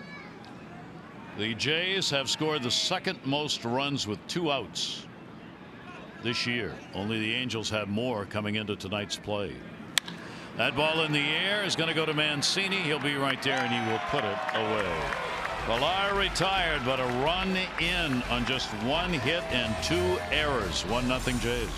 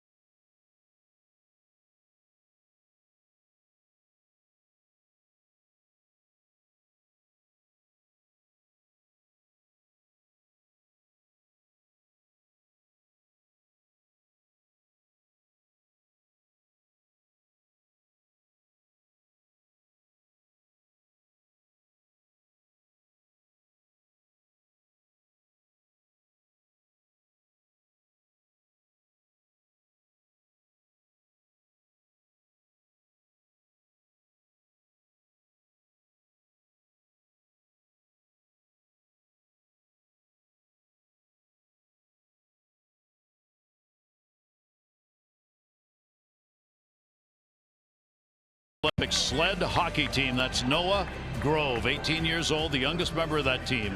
Threw out the first pitch. USA defeated Canada 2-1 in overtime in that gold medal game. He's a freshman at the University of New Hampshire. Lost a left leg to bone cancer 2004. But plays on the Paralympic sled hockey team. Congratulations to Noah, and a great treat to see him at the ballpark tonight. Yeah, great stuff right there. No hitter being pitched by Aaron Sanchez as we go to the bottom half of the 8th inning. 1 run on the board. Beckham. Santander. Cisco, and there's one down the line. That's going to make a turn to second base. Over to get it. Granderson will get it in, and the Orioles get the leadoff man on. Beckham delivers the single. Yeah, jumping on that first pitch. This fastball working up and in. He gets the bat head to it. Chops one down on Donaldson. Donaldson in tight. Kind of honor the bunt here. And through the 5-hole. What a score. All right, Ford drive of the game. Hurry to your local Ford dealers for great savings. Cars, trucks, and SUVs. Now, with that out of the way, getting a hit.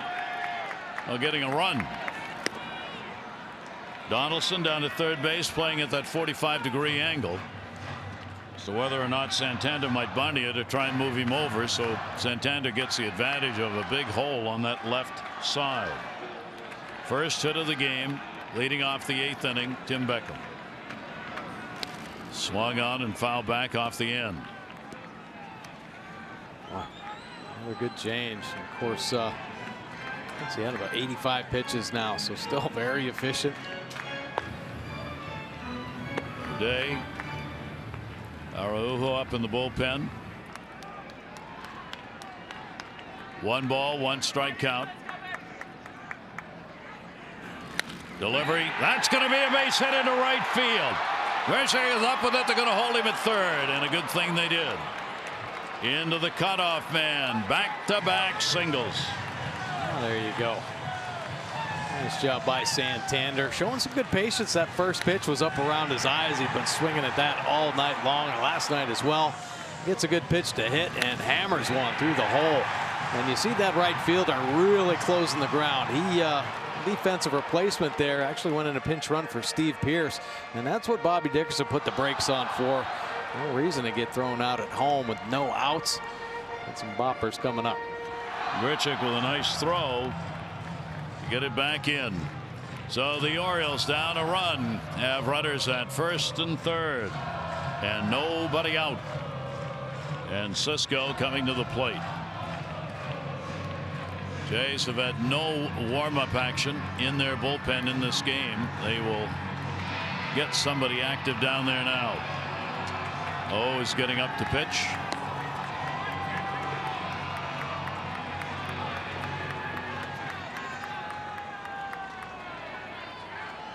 And Cisco's got an RBI opportunity.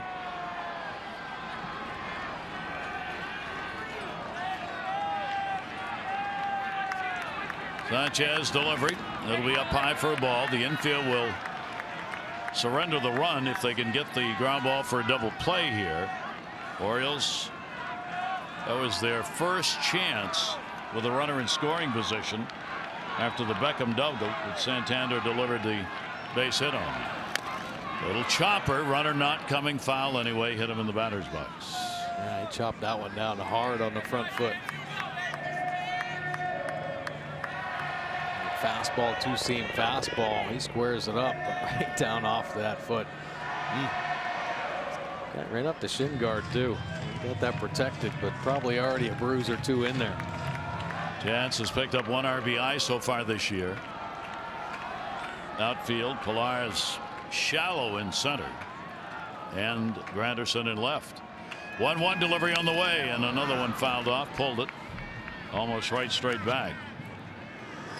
Count goes to 1-2 on Cisco. Trey Mancini waiting on deck. Nobody out. And Tim Beckham in this game of redeeming features. After committing an error in the 8th inning, comes up with a double to break up a no-hitter in his half of the 8th.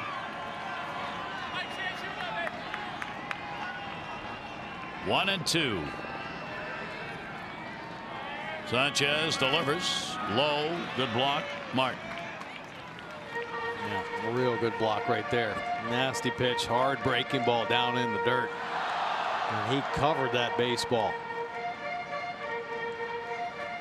Tank may be getting a little towards the empty mark for Sanchez. Like Kashner, had to throw real tough pitches, scoreless game. Didn't have to throw a lot of them. Pete Walker, pitching coach. the strikes have come a little harder in the last 2 innings. 2 ball, 2 strike count. And that'll be foul back. Came in on him. Cisco fouling off some tough pitches. And Sanchez moving the ball around top of the zone there. 6th pitch to this at bat will be coming to Chance Cisco.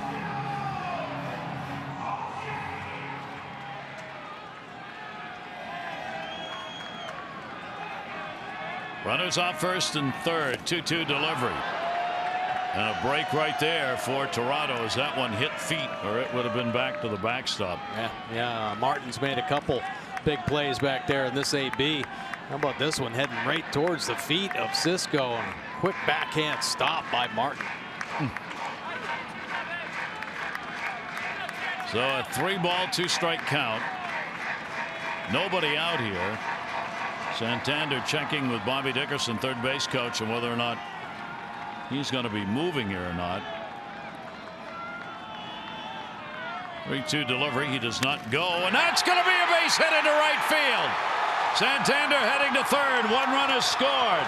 Grichuk going over to get it. A double. They hold the runner at third, and the ball game is tied at 1. Cisco delivers. Boy, what an at bat by Cisco. Found a couple pitches off his feet, seeing everything in the book from Sanchez. And he is lightning quick on the inside pitch. Turning and burning there. Hooking one down the right field line. Nasty fastball in there right on the black. And he just drops the head. Line drive just out of the reach of Scope. And the base runners are moving. Beckham in to tie it up. Bobby Dickerson getting way down there to get a good look. And he says, hey, no outs here. A couple guys in scoring position. The boppers are coming up. So he puts the brakes on Santander.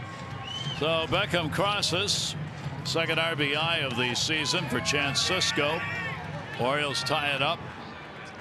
Gentry has come on to be the pinch runner. And Santander crossing after he delivered a base hit to get on. And he'll come in with Gentry for him at third base.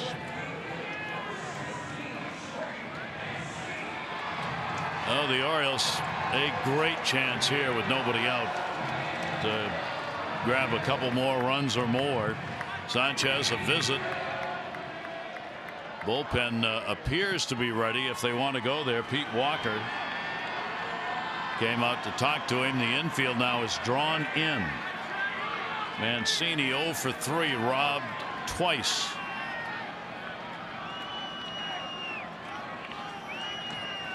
So if it's a game of redemption, Mancini is due. Sure is. But keeps having the great at bats. Pitch on the way to him will be inside for a ball. Yeah, Mancini really built for these situations. I don't know if there's a better big league hitter that has the plate coverage Mancini has. Cover a good 2 inches offside that inside corner. Cover away as well. He uses the whole field and just has that knack to find the barrel. 1-0 count on him. Breaking ball, good one. Last speed pitch in for a strike. So it's been the 7, 8, and 9 hitters for the Orioles who have come through, with Sanchez throwing the no-hitter. Beckham, Santander, Cisco. A double and 2 singles. 1 ball, 1 strike delivery on the way. That'll be popped up. Infield in. Long run. Pilar gets there. Runner will play it halfway. He's so shallow. Pilar just lobs it back into the cutoff man. 1 out. Tough pitch there. I mean, Sanchez really hasn't gone to that breaking ball too many times in this ball game. At least not for strikes. And he flips up a good one to Mancini. It's just been a long night for Trey Mancini. Rarely shows his emotions, but just frustrated. By 4 at bats where he should be 2 for 4. So the intentional pass will be surrendered here to Manny Machado. That's going to load the bases. It does set up the potential, though, for a double play. Orioles have garnered 5 walks total in the ballgame. Orioles 2 for 3, runners in scoring position. Jonathan Scope will try and add to it. A couple of grand slams in his career. Not had a hit yet in these two games. He's gone 0 for 6. Hit by a pitch, 0 for 2 in this one. Pitch on the way to him. That'll be on the outside corner for a strike. Big play. Sanchez taking advantage of it. Oriole base runners, Gentry pinch runners, the one at third. Let's go out there at second. Manny at first. 0-1. Sanchez gets it in. Ground ball to short. They'll go one relay over to first, and they get the double play. The hits and the runs. It's been pulling taffy in this ball game. The Orioles get it, though. They break up the no-hitter. They get a run on 3 hits, no errors. Will leave a couple on base, and it's 1-1.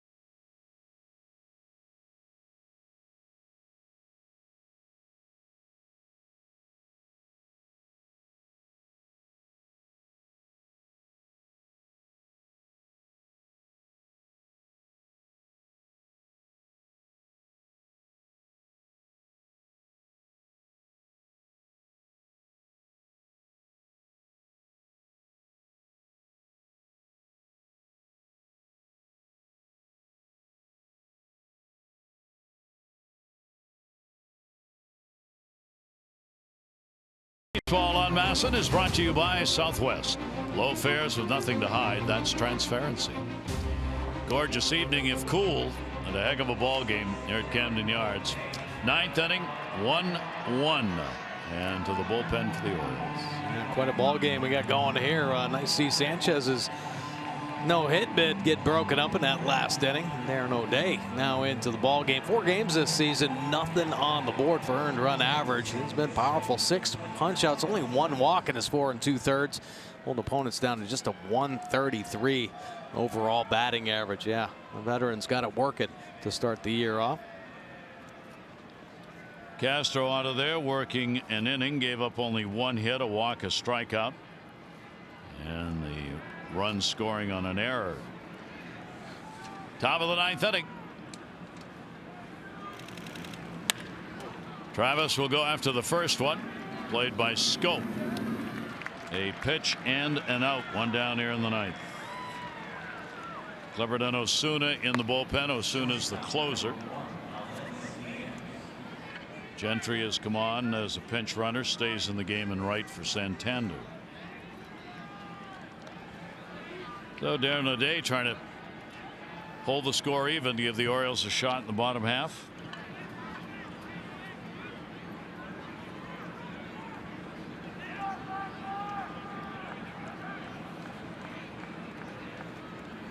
Diaz in the number 9 spot, hit by a pitch, grounded out, popped out. Day's delivery again goes after it. Slow roller. Manny's got it and records the out. That's getting it done in a hurry. 2 down. Right back at you tomorrow. The O's wrap up their short 3-game homestand. Kevin Gausman on the mound against the Jays. Marco Estrada.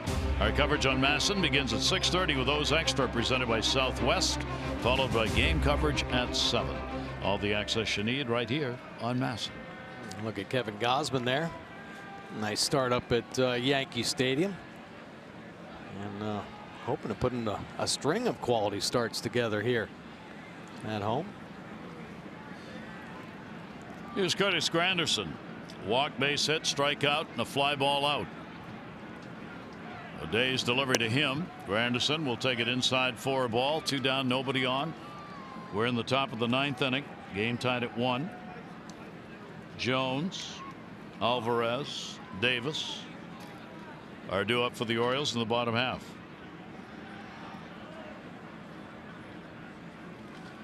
Granderson will take the pitch for a strike. Beauty right there. Of course, Darren O'Day, great command of all of his pitches. A good sinker that's induced 2 quick ground ball outs to start this inning. Of course, that slider right there to Granderson, and we all know about that high fastball he possesses. Granderson 1 for 3 off O'Day, and he'll foul that one off outside of first. So Darren will get up with the count. A ball and 2 strikes. Both teams getting on the board in the 8th inning after all those zeros were put up. In the battle of the bullpen. Sanchez the distance. Beckham breaking up the no-hitter with a double. O'Day with 2 down and a 1-2. That ball down the line. That's going to be a foul ball. Ooh. Nice miss there. Yeah, Darren O'Day has been off to a great start this season. Pitching about 4 2/3. Set 4 appearances, but how about an inning or more and a strikeout or more in all of those appearances? They moving the ball around. He is the master commander. One of the smarter pitchers you're going to find in the game. Loves to set up hitters, and when his pinpoint accuracy is on with his pitches, it's fun to watch him go to work. 1-2 the count. Waiting on Granderson, who'll drive it in the air to right field. It is way back, and it is gone. Goodbye home run, Curtis Granderson. Puts it out over the right field scoreboard. And a 2-1 lead on his 25th career home run against the Orioles. Man. Well, he was buggy whipping it down that right field line. And he jumped on this elevated fastball. First home run of the season. It's a big one. Giving the Blue Jays a lead. And there you see Darren O'Day trying to get up to the top of the zone. He hits the top of it, but not enough. Love it like 3 or 4 inches higher. Get it up maybe above the box there with the 2 strikes. So the leadoff batter in their lineup, Granderson, puts him on top with 2 down. That ball's going to be punched the other way for a base hit. Donaldson. It'll be corralled by Gentry, and Donaldson is on at first with a single. So again, Toronto coming through with a 2-out run. We told you they have been second to the Angels. They've now scored 32 runs with 2 outs this year. The Angels 1 ahead of them at 33.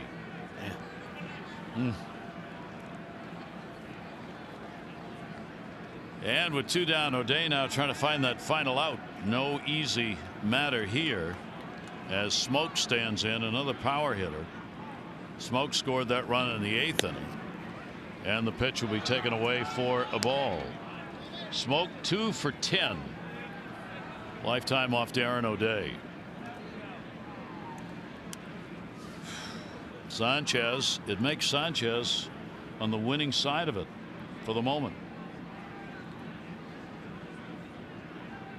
1-0 count with 2 down. And that pitch will be taken down low. Good try. Obviously staying away from that power of Smoke. Good movement on that outside corner. But Smoke not biting. And I think that's a big separator for him. Why he's had more consistency with his at-bats and the home run power. Just a better awareness of his own strike zone and pitches he can handle.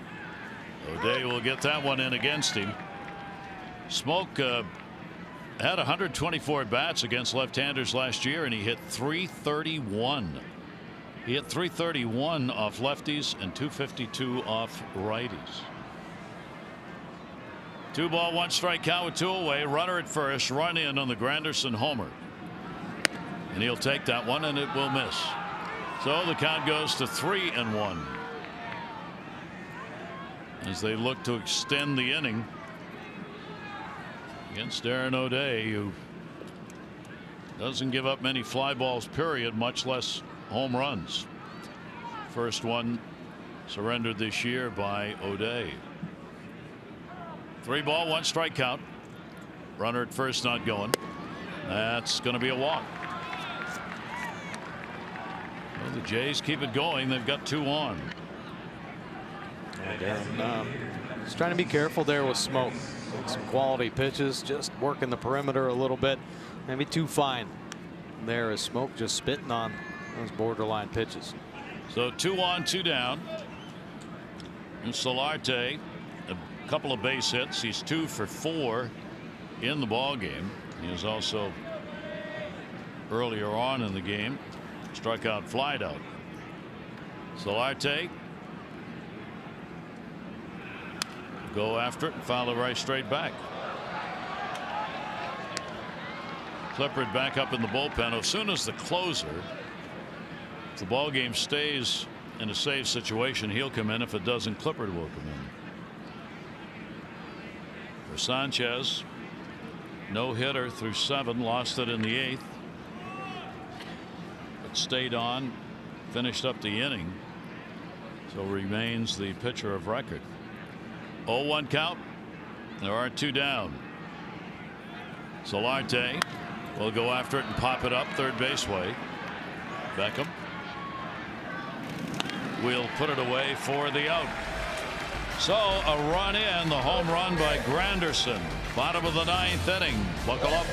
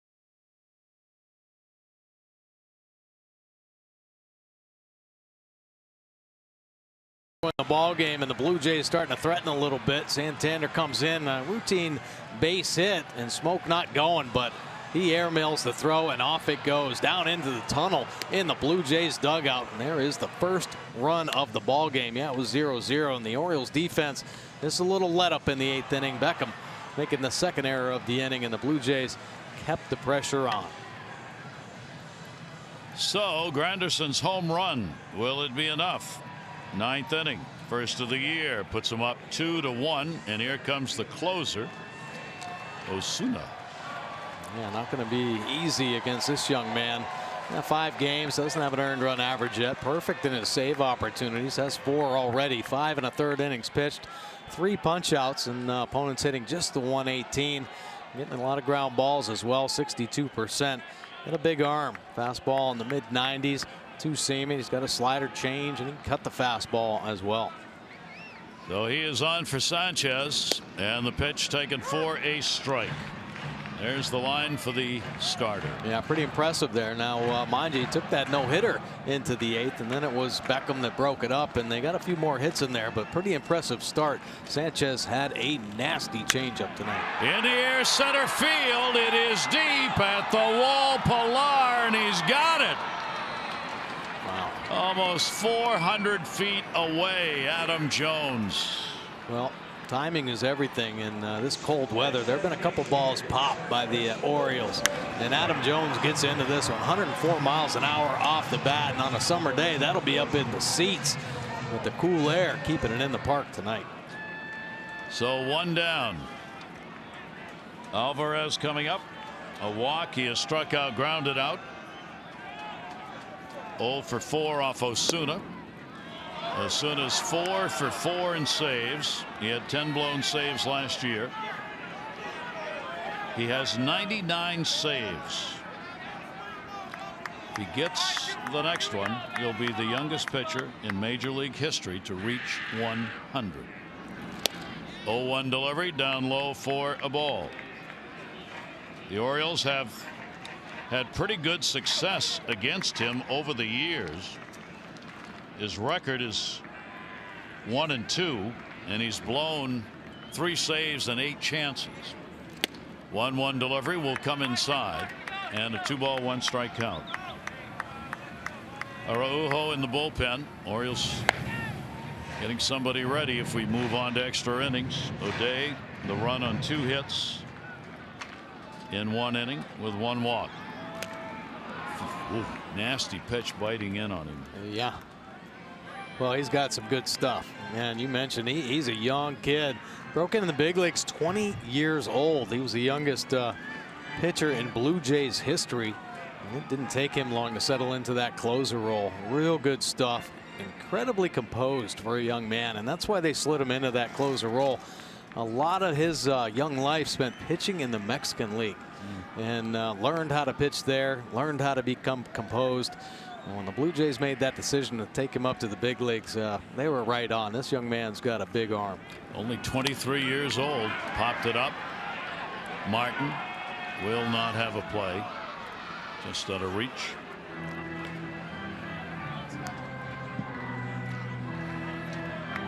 Boy, this has been, the Orioles just had an unbelievable collection of games here in their first 12. Oh, yeah. All kinds of stuff going on. All kinds of things go on. No hitter thrown against him. Going into the 8th inning. Break it up, get a run. Alvarez fouls that one back. 7th pitch of the at bat to come. Beckham hoping for an at bat. Davis to follow, then Beckham if the Orioles can get that far. 2-ball 2-strike count. Shift on against Pedro. Pops it up, shallow left center. That'll be handled for the 2nd out. And they're down to 1 out to work with here. Diaz made the catch on that one. Yeah, that's a tough ball too, man. This cold weather, those high pop-ups, you got to keep your eyes open. You're scared to, take your eye off the ball, so your eyes start watering in this cold weather. It's tough to stick with those high pop-ups. Chris Davis has struck out, flied out, and drawn a walk. He is 0 for 5 off Osuna. Pitch will be taken up high for a ball. Castro gave up 1 unearned run in an inning. O'Day 1 earned run on the homer by Granderson, and that's all there is on the board for the Jays. The Orioles getting that run in the 8th inning on the RBI by Chance Sisco. They got the first 3 runners on in the 8th inning, but could score only 1 run. 1-ball 1-strike count with 2 down. Davis the other way and foul. Got a good pitch to hit right there. It's a little tentative, a little in between, not feeling very confident right now. Swung over a bunch of breaking balls here in this ball game, and that's a cookie that typically see the crusher get on the backside of that baseball and drive it into a gap. Jays have won 2 series and tied 1 to start the year. They get a victory here, they'll guarantee themselves another series win. 1-2 delivery. Davis swings, and did he foul tip it? Everybody's moving. Yeah, he did. 1-2. Fielders had started off the field. Wow. I don't know. There was no argument from Martin.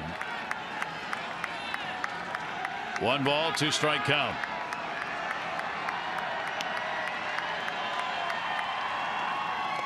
In the dirt. It'll go to 2-2. Last time the Jays started a year without losing in their first 4 series, you got to go back to 2009. That's what they're trying to accomplish here. The Orioles just trying to at least get this thing tied up and send it on. Extra innings have been their best friend. They're 3-0 in extra innings. 2-2 delivery to Davis, and that's the ball game. Hauled in by Travis, and the Orioles, another heartbreaker, as they will lose this one by a score of 2-1. And the Orioles go 2-2 in 1-run games. 2-1 the final. The Jays over the Orioles. Sanchez got the win, and O'Day takes the loss. Game 3, Kevin Gausman on the mound against the Jays. Marco Estrada tomorrow. Our coverage on Masson begins at 6:30 with those extra, presented by Southwest, followed by game coverage at 7. This has been a Masson presentation. Tom and Rick will be coming up after a short break. Take a look back on a heck of a ball game where the runs were really hard to come by. From Mike Bordick and all of our crew here at Camden Yards, I'm Gary Thorne. Thanks, everybody. Adieu.